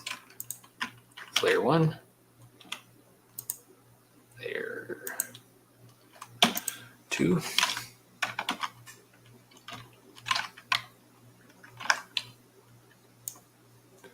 All right, that's more what I expect it to look like. That's great. All right, so now we're going to be drawing up from here. Let's see. So now this is going to be a tight squeeze here. We're going to want to get down to underneath. So on the red layer, we're going to go to just about here and then go underneath on the layer 2 on the blue layer. And then I'll draw across. Actually, this one's easy. Let's do this one first.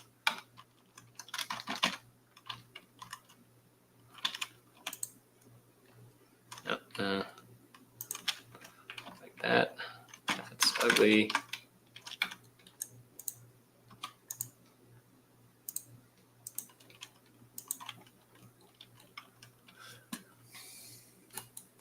I don't think these traces actually need to be that thick.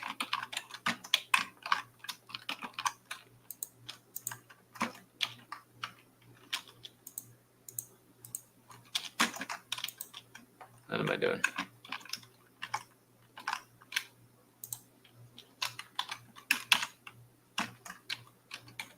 There we go. There we go. We can do that one.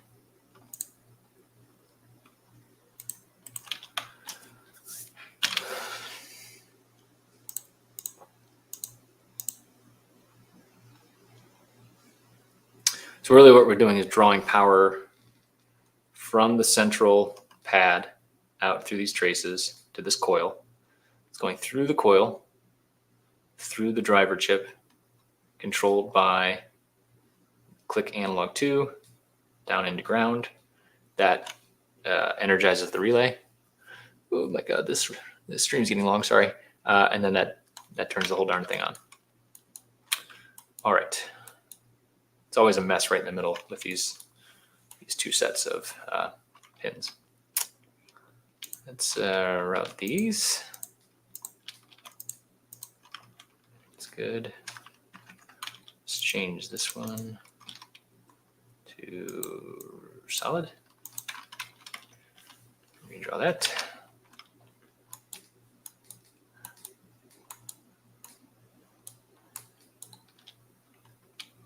Okay, so we still have stuff here, and we need to, oh, I never hooked this one up.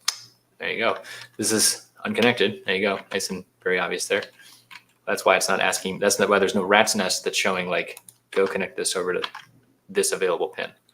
So previously we had been using PWM2. This is kind of a mess over here. So I think I'm going to use PWM2 just because we have a little bit more kind of runway for that sort of thing. So let's do that. We're going to do PWM2 on the schematic. No, that's the one we chose. Great. F8. Close. There we go.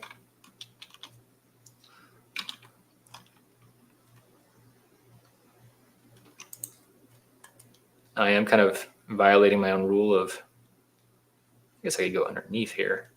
Just thinking about like, I want to keep this ground plane solid. We're down to the kind of the final components here. So what was that?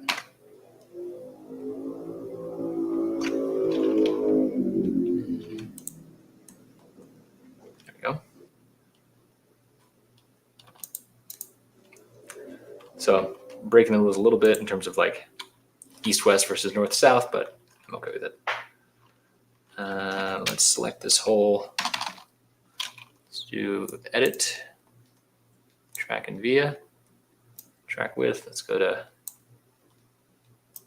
half. There you go. Matches the others. Let's look at this on the, I did that wrong. Okay. I want to do edit, track and via. I want to do filter by selected items only. Then I want to do that. Good.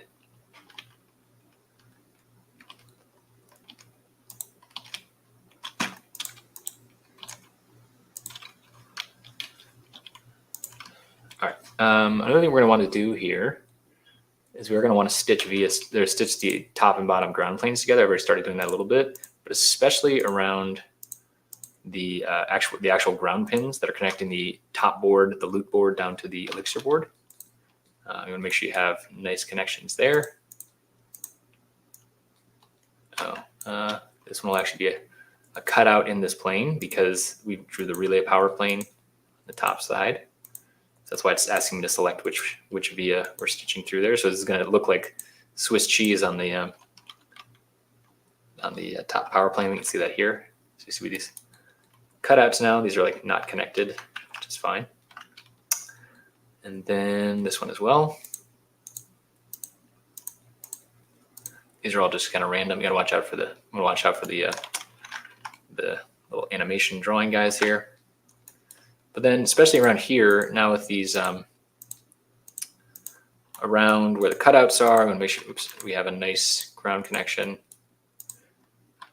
Like this is kind of narrow even. So like just making sure the ground, nice low inductance path for all ground currents, especially because we're pulling current through the coil, through this driver chip. So probably want to put a thing near its ground as well. So make sure we have a nice ground connection for all those.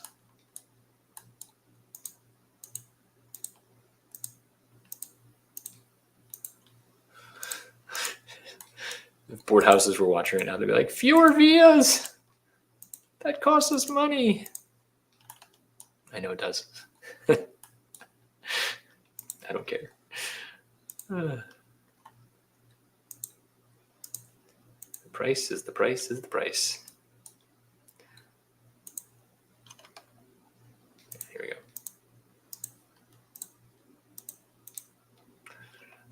It looks a little haphazard, if I'm being honest. I mean, you won't notice it on the final design, but this is mainly because, if we had a 4-layer board, the inner ground plane would be much more solid, and I'd be much more okay with it not doing this. But all right, looks like we're down to the let's look at this side too.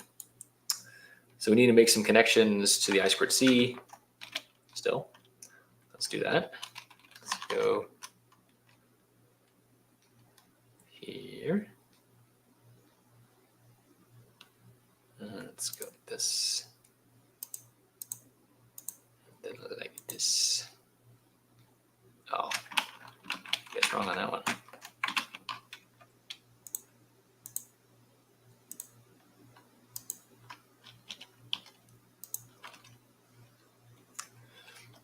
Okay.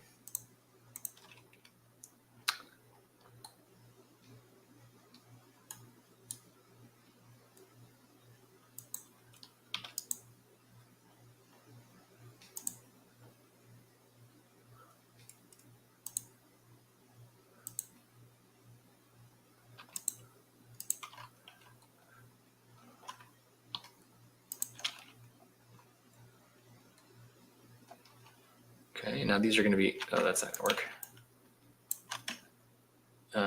Why did it let me draw that so close? Okay, so these are all the LEDs and icons, basically all the resistors for the override locks. These are all the resistors for the various LEDs, backlit LEDs.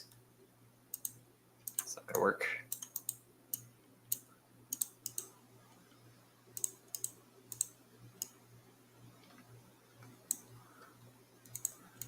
Make this a little more orderly.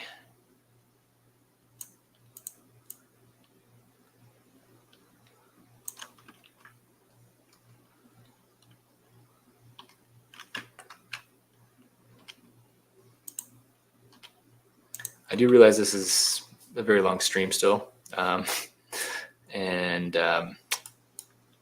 trying to wrap up here.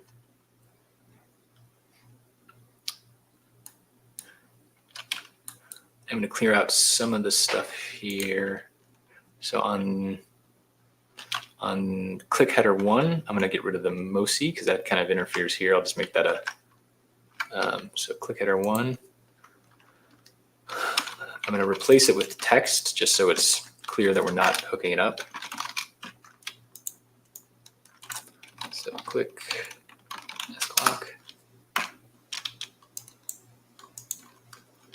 And then I'll mark it as a do not connect.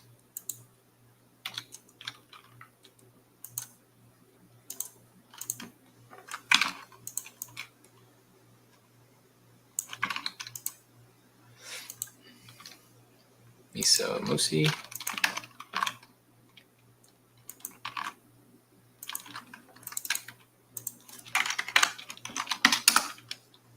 None of this is really required.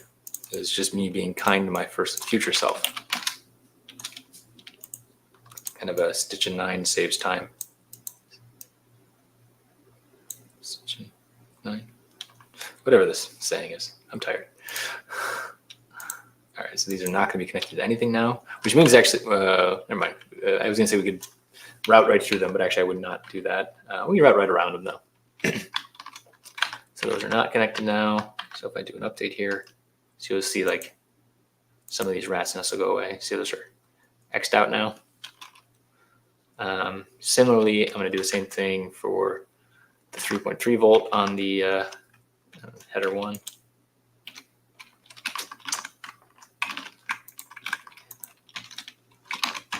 Just copying that name so I have it here.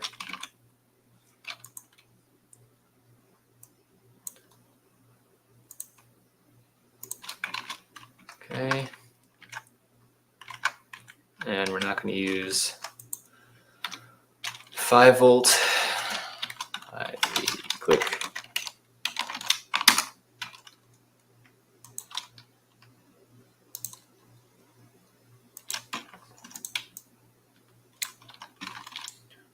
And 8.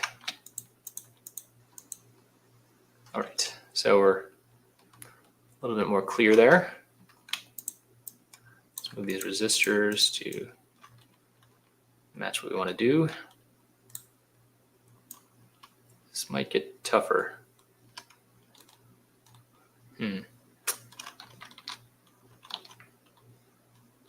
That's the board edge, so we gotta be careful there.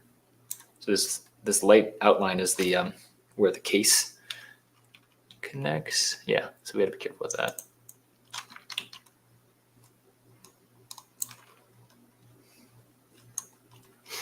Actually, I'm gonna turn off the top side mask and the top side copper for a second, just to focus on the bottom side copper here. So this is getting kind of wild.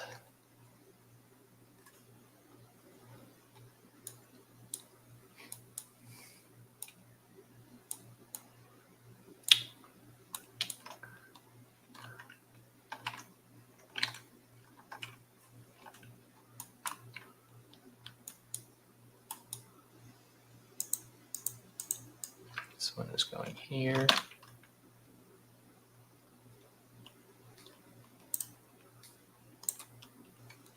This one is going here. This is not, that's a capacitor. I'm getting rid of that thing.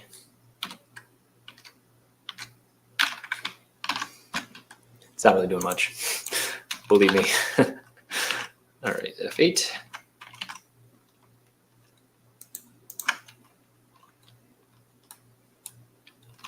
All right, start running some traces.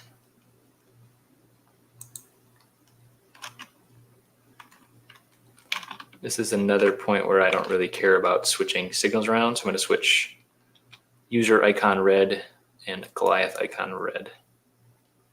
Yeah, let's see.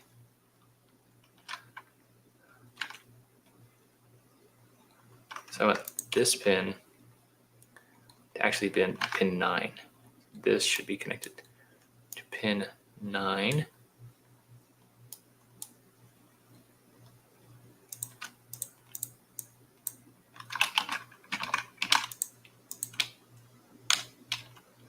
This is what I want to do.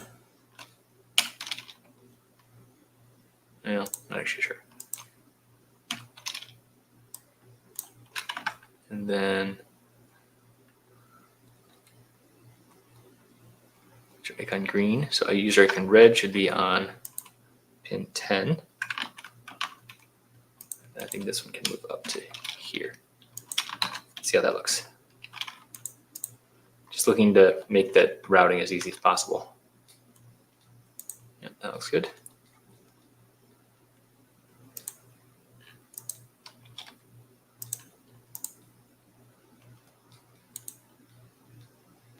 And I'm already breaking my own rules. All right, so I'll go across. I want to go up. I want to go across. I want to go down. I want to go across. The other reason to do it like this is that it breaks up the, instead of having one long trace, when we, yes, Timon has a good point. Consider 4-layer. I would normally agree, but actually, one, I'm a little invested at this point. Not a great reason to do things, but yes, it's so cheap. I probably should just do that, but I'm being very intransigent at this point.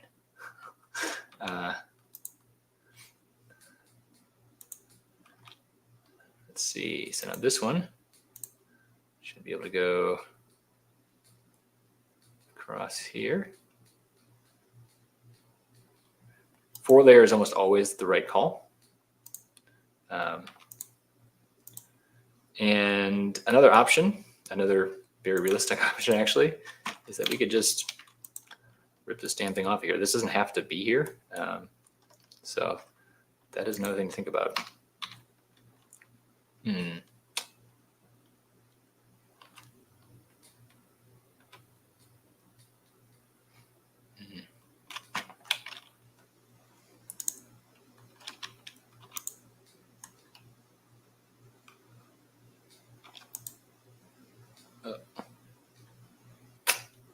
Breaking my own rules.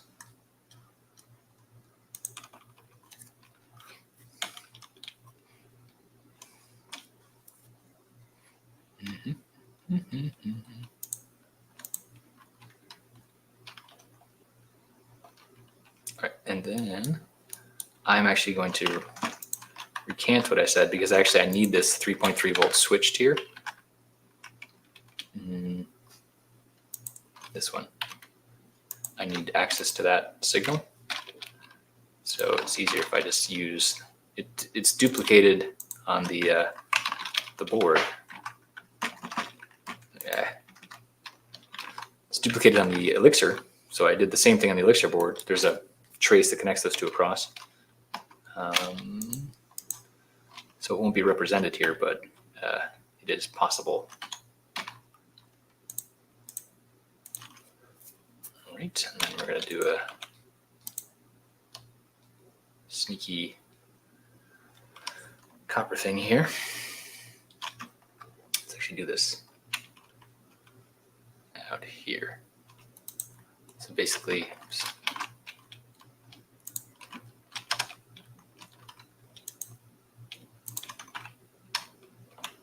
I don't want to be a, I just want to go north-south of this thing.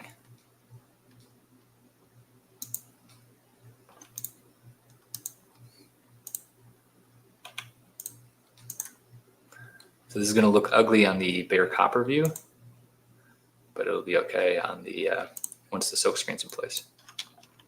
So we should be able to see it here on the top side. Yeah, it's like that doesn't look good, but if we turn the solder mask back on, it's invisible, right? We might be able to see it a little bit, but it should be effectively invisible and effective enough for me. So there we go. I wonder if I could just make these, let's make the masks opacity down. Front side mask, back side mask. All right, we're about to hit the 2-hour mark, so I gotta hurry up.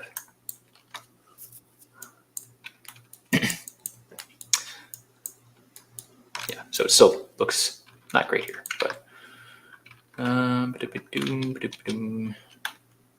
why is this one here? This should be closer.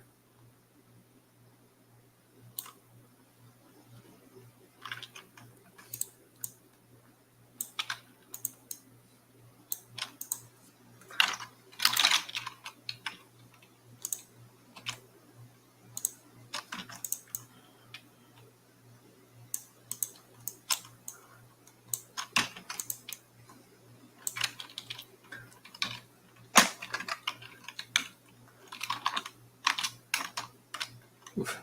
Okay. There we go.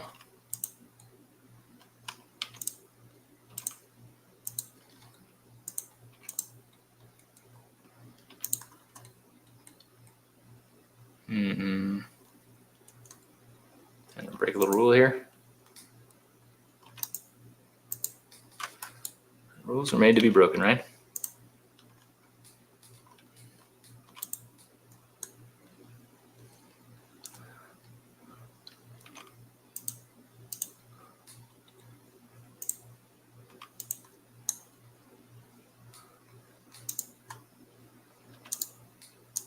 Oh, that one was silly.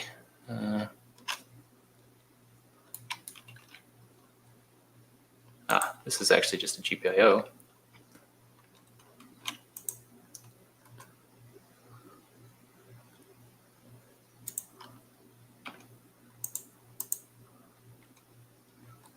This is a power. These are both power. I think this is, I'm pulling it high for the address line. Yeah, address line is being pulled high. Do that. And I think it has an I2C bus and a VDD, so we're using it the same rail for both.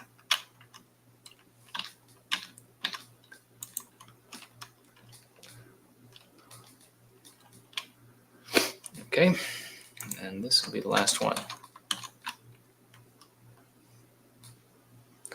He says with no irony in his voice. What else could we possibly need to do on this board?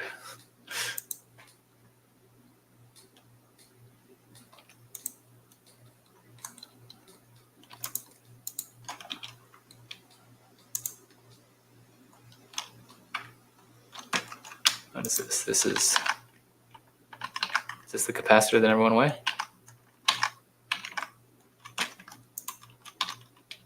C14, I think it is. Thought I got rid of that. F8.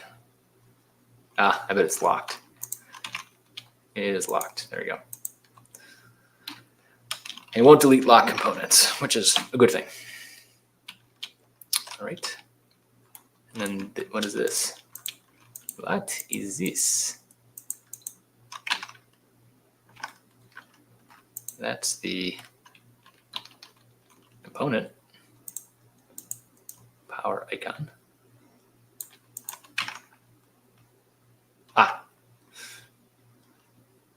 So this one actually, this is interesting. Okay, so this is something I talked about earlier where I said we should never power the whole thing. So, I'm going to leave it. This is the one where, so I did talk about this in previous streams, where we ran out of GPIOs on the GPIO expander. Fine. And so I said, well, we could just tie this to ground so it's always on, because we're going to switch the 3B3 on or off. We're going to switch the whole loop board on or off using the load switch that's on the Elixir, which is the bottom board. And then later I said, well, we shouldn't really do that. So now this LED, I guess, will be the controllable. We'll just change the name for this. Blinkable LED, because this is being sent to reset 2.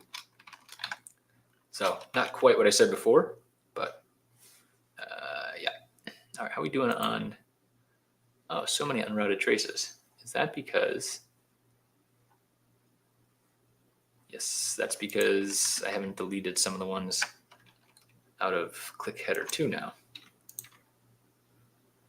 All right, we'll leave these. RX and TX will do the same.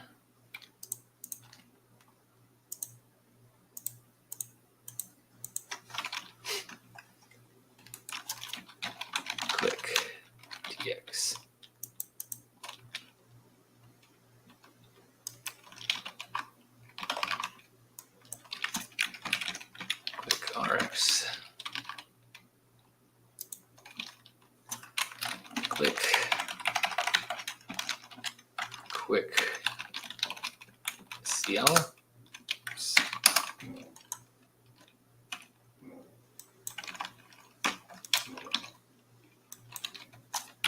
And SDA. All right, update the board. Should take down some of our unrouteds. The rest of the unrouteds, I am not really certain of. This one. What is this component? This is just, I see.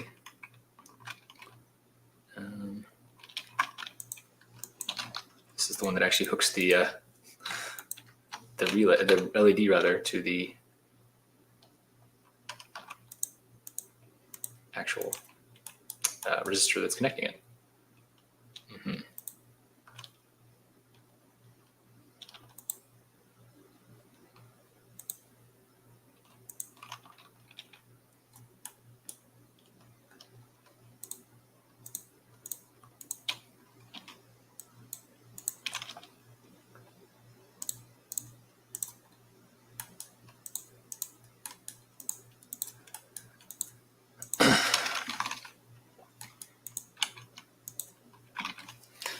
Okay, 6 unrouted.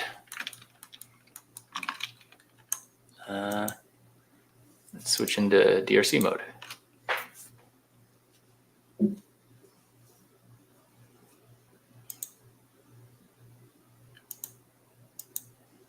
That's not what I expected. It says 6 down here. All right, let's do the old ways. Let's do it the old way. Something's locked up. What am I doing wrong here?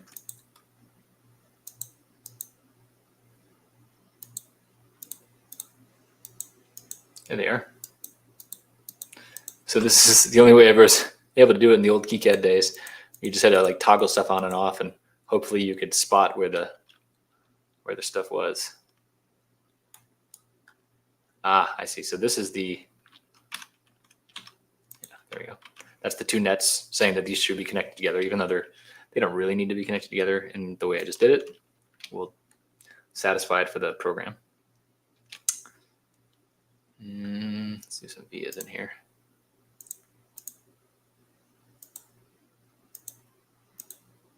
So Timona's not wrong. There are a lot of reasons to do this as a 4-layer board.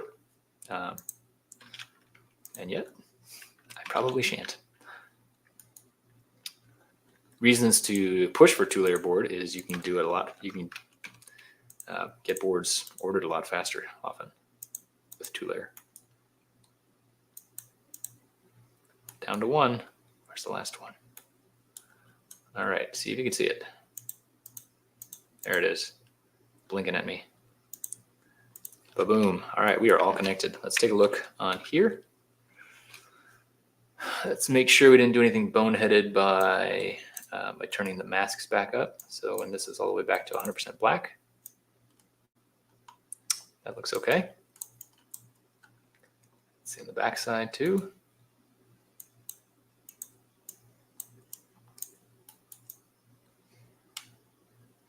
That looks okay. I turned the, looks like I turned off the references. Did I remove all the references? I may have removed all the references. I don't think I did. Let's see.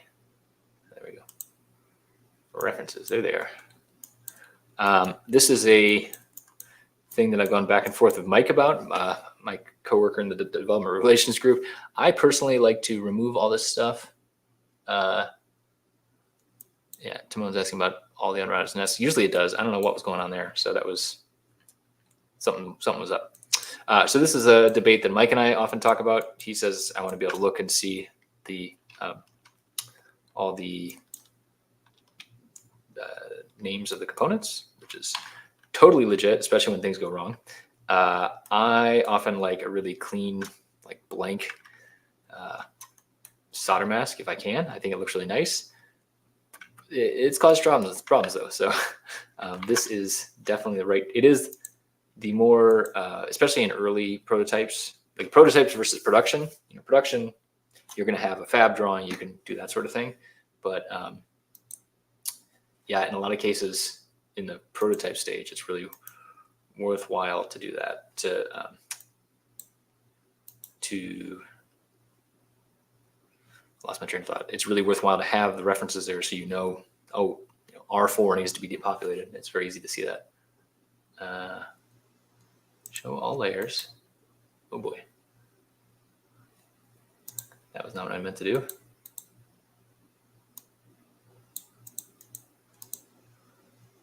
I think really what I want to do is I want to do silk screen, but then I want to switch to the high vis mode. Is that this one? Which one is it? It's this one. There we go. Okay, so now we highlight the layers here. I usually like to have everything kind of referenced to kind of the right side up orientation. This is a preference thing. You can do it however you'd like for yourself. Make sure we don't. I guess I need to turn on. I'll have to look once we turn off this high visibility mode.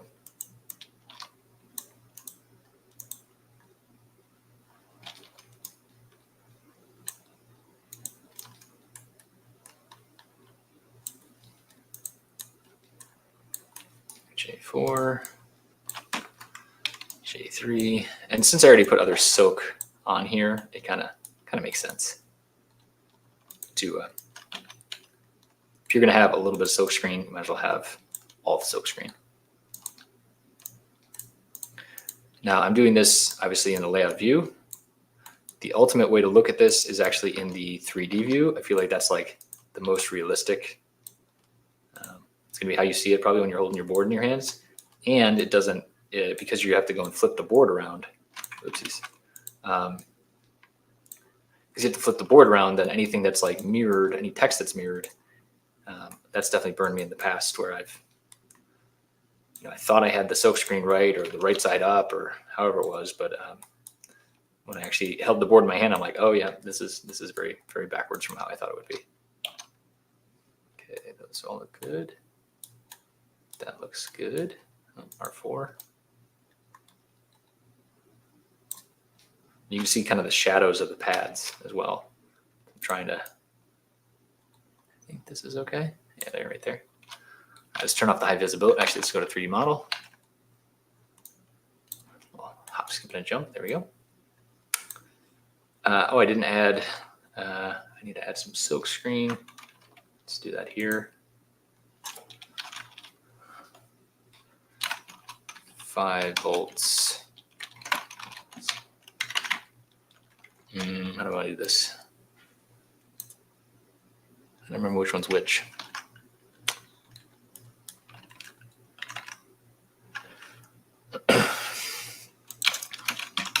Volt relay power. Let's do it like that. I think it's. I want to have that to be centered.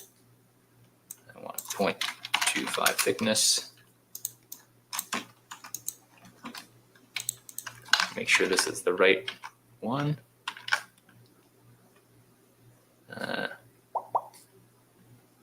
Turn off that.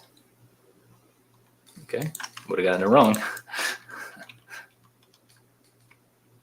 Let's do this. 3D3 power. Oops.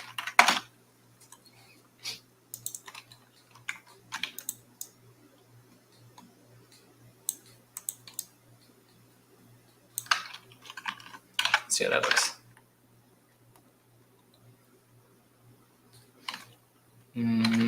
Let's put a box around it too.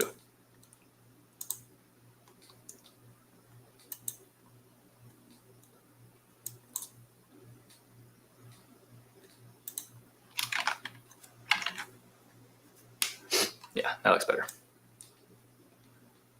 All right. Backside. think I may have actually never added,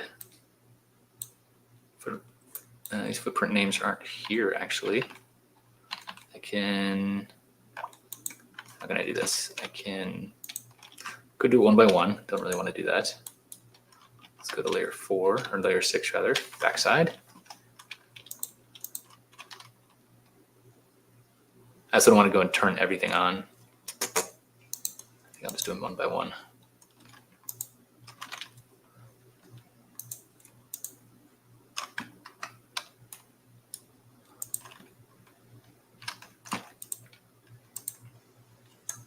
So many things here. What? What's going on there? Why do I have an extra Goliath there? That was weird.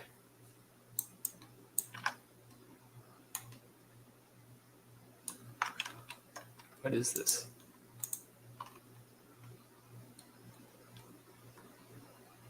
Ah, that's freaking me out. Okay, that is the imported silk screen. Whew, that's layer. Should make this a different color. So it makes it. This is the imported silk screen from the Elixir that I put on the board. There we go. It's on user 3 layer. I was like, what is this? Okay, there we go. Turn on that. Turn on that. Turn it.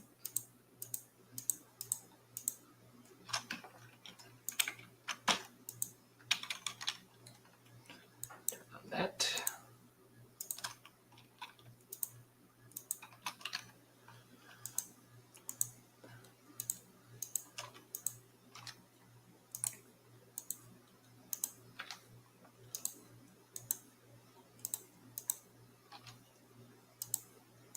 I know it seems slower to do this all by like this, but because a lot of the actions would be, if I did like turn on the name for the reference name for every footprint, it would get messy real fast. All right, so these are backwards. I don't know if it comes across on the screen, but you see there's a little tiny pink line that shows which footprint it's associated with, which is very useful.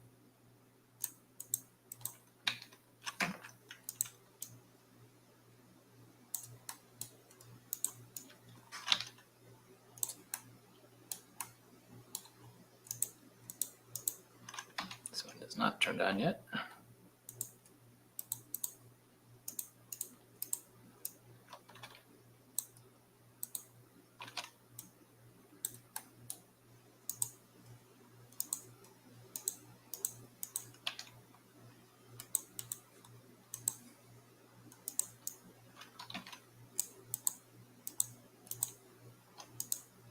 I have that like manic, I just want to get this done feeling.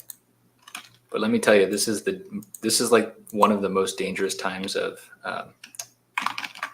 doing a layout. Like this is when I'd say a good majority of my mistakes are made, because I am just like, I see the finish line and I'm like running towards it so as fast as I can. It's really worth it to just take your time. And all right, D1 through 3 are upside down. C1 is stomping on U1. 1 through 3. Oops. See?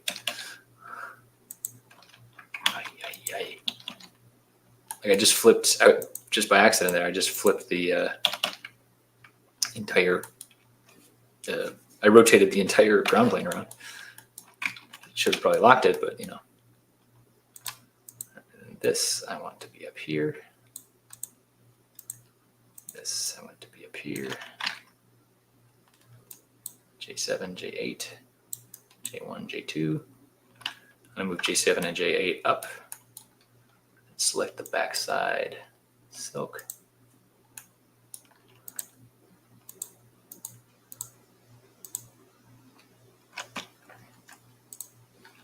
It is not respecting my selections here.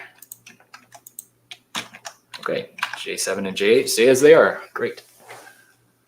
Yeah, so I think that's good. And I think we did it. I know this is a 2-hour, 20-minute stream, but yeah. Timon says his designs, maybe if there's space. I agree. And Timon makes much more compact, much better designs than I do. Go check them out. Diode's Delight. But yeah, I agree that it is kind of the first thing to get thrown out the window as well. All right, let's do the mandatory rendered view. It doesn't look as good as I hoped, but that's okay. We're not trying to win any prizes here. We're just trying to make a functional board that has backlit LEDs and a bunch of relays. Okay, so I think we're done. I did promise in the description that I would generate output files. Let's go do that. Let's save this board. Let's go plot. So we're going to plot all these layers here. Great. Let's do Goliath loot output Gerber.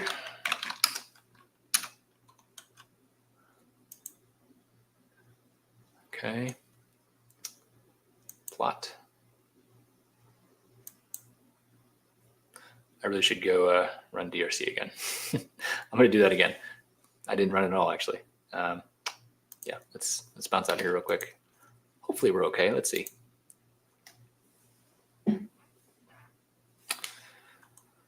Silk screen clipped. We're going to ignore all those. Silk screen overlap. Ignore all those. These are library errors that I mentioned before. Footprint doesn't match. That's fine. These are probably just import errors. Footprint does not match. Silk screen clipped by board edge.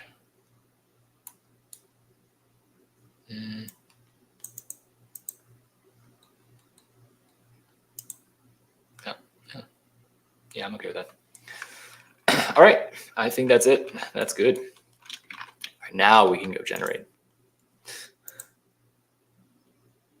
There we go. We're going to generate the drill files. I usually combine PTH and NPTH together. Let's do that.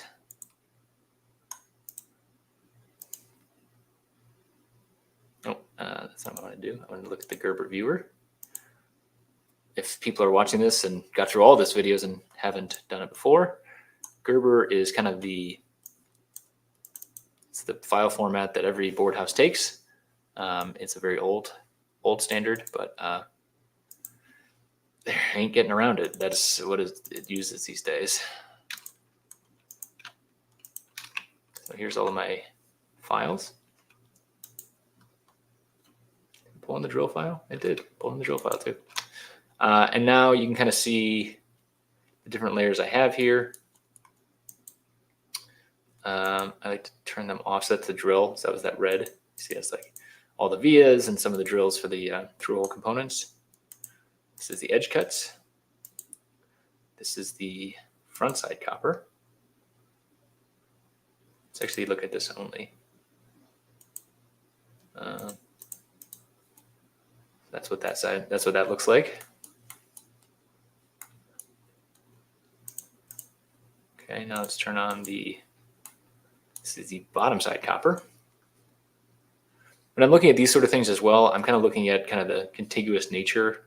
So the ground plane is kind of Swiss cheese. It's kind of cut up. So like I can also then overlay to see like, all right, do I have enough ground ties to like feel comfortable that the ground plane is reaching everywhere it needs to? Like this is kind of just a feel thing at this point. Like kind of like blocks of copper. Do I see enough blocks of copper that have vias through them when it starts to get dicey? So like this one via is probably not going to do much for the ground, but also it's really not doing much, right? It's just, there's no other connections to it. It's just for this one pin here. So that's okay.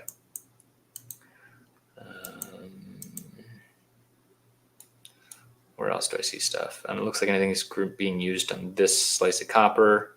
This seems okay. So I think we're generally okay here. This is the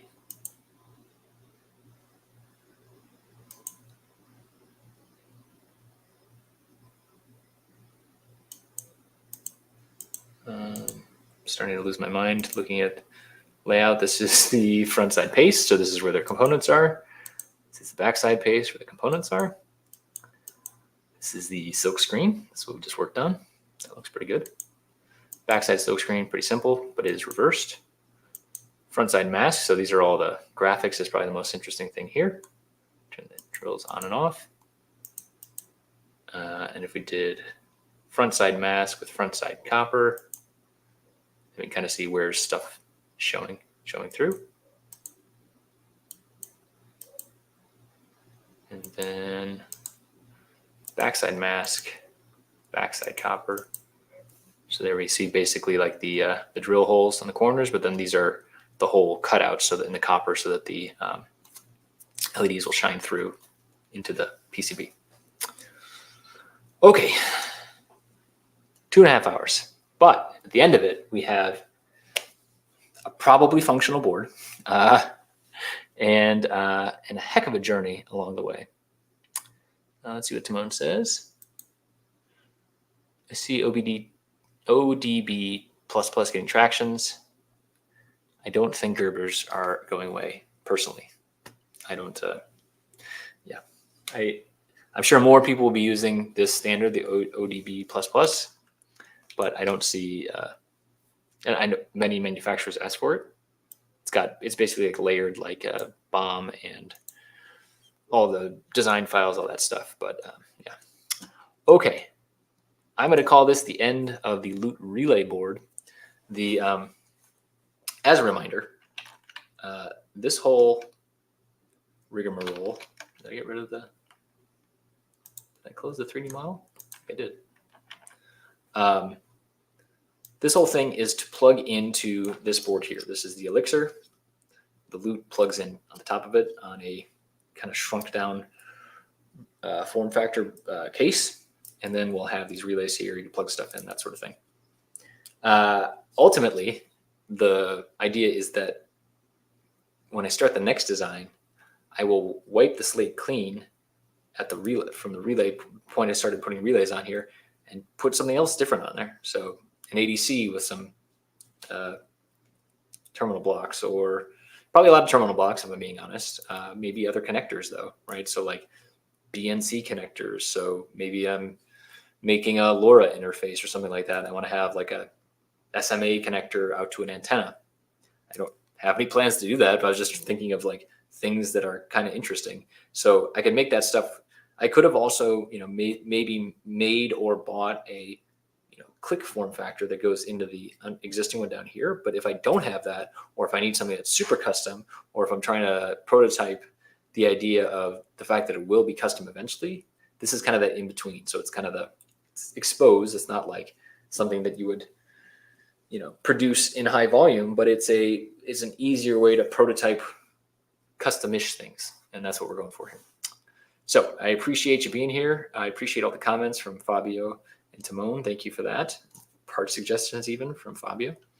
And I hope to have future hardware streams, probably get back to the DRAM module and try out other things.